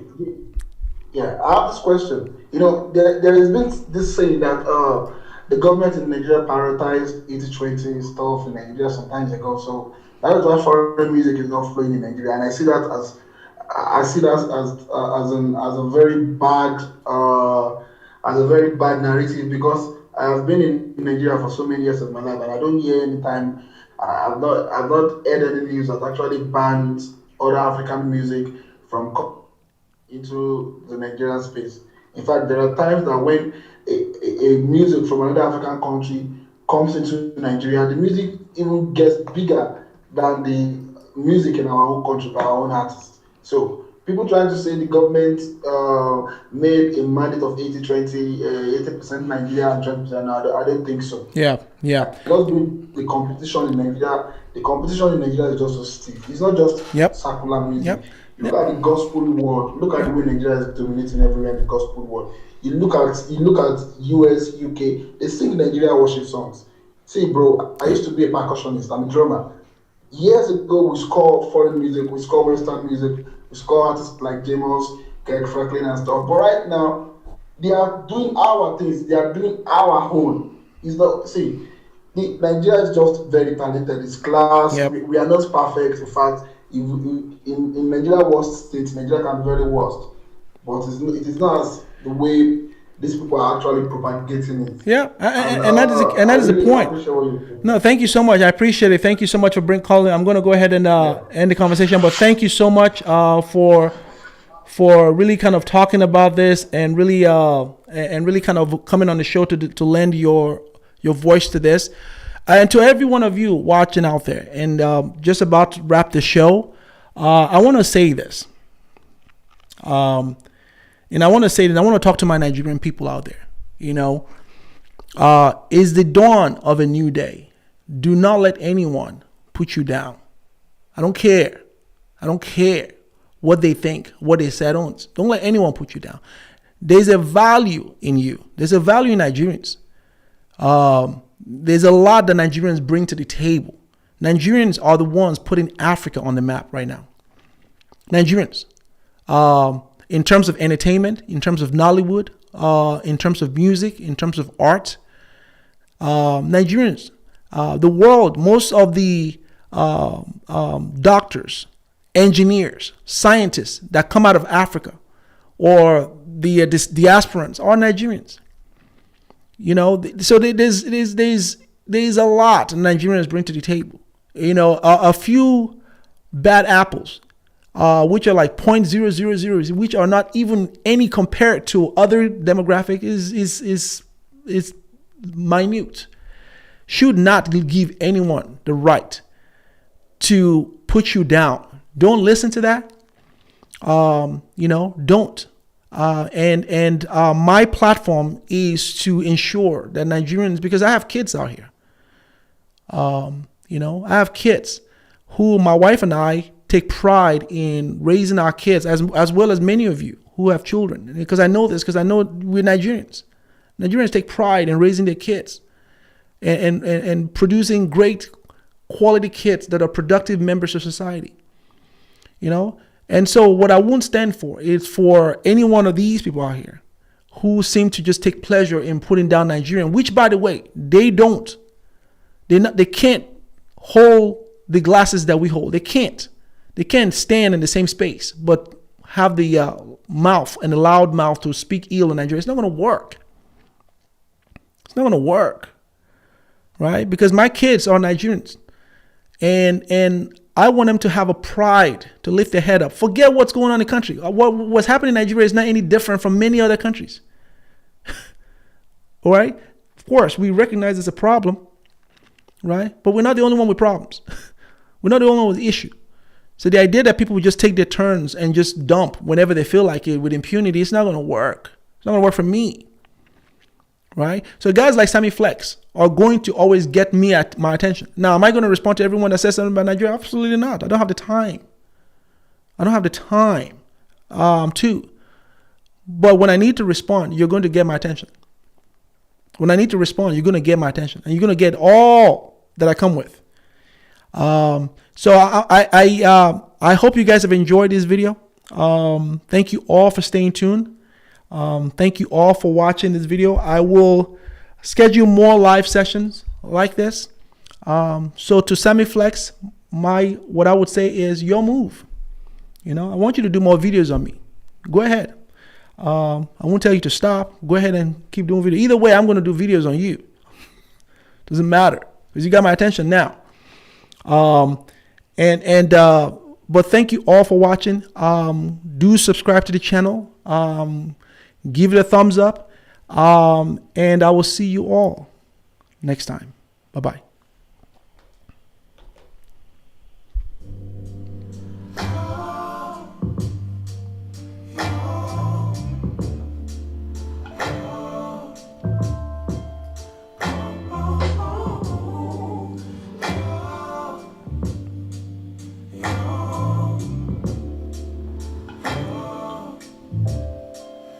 It's not my fault.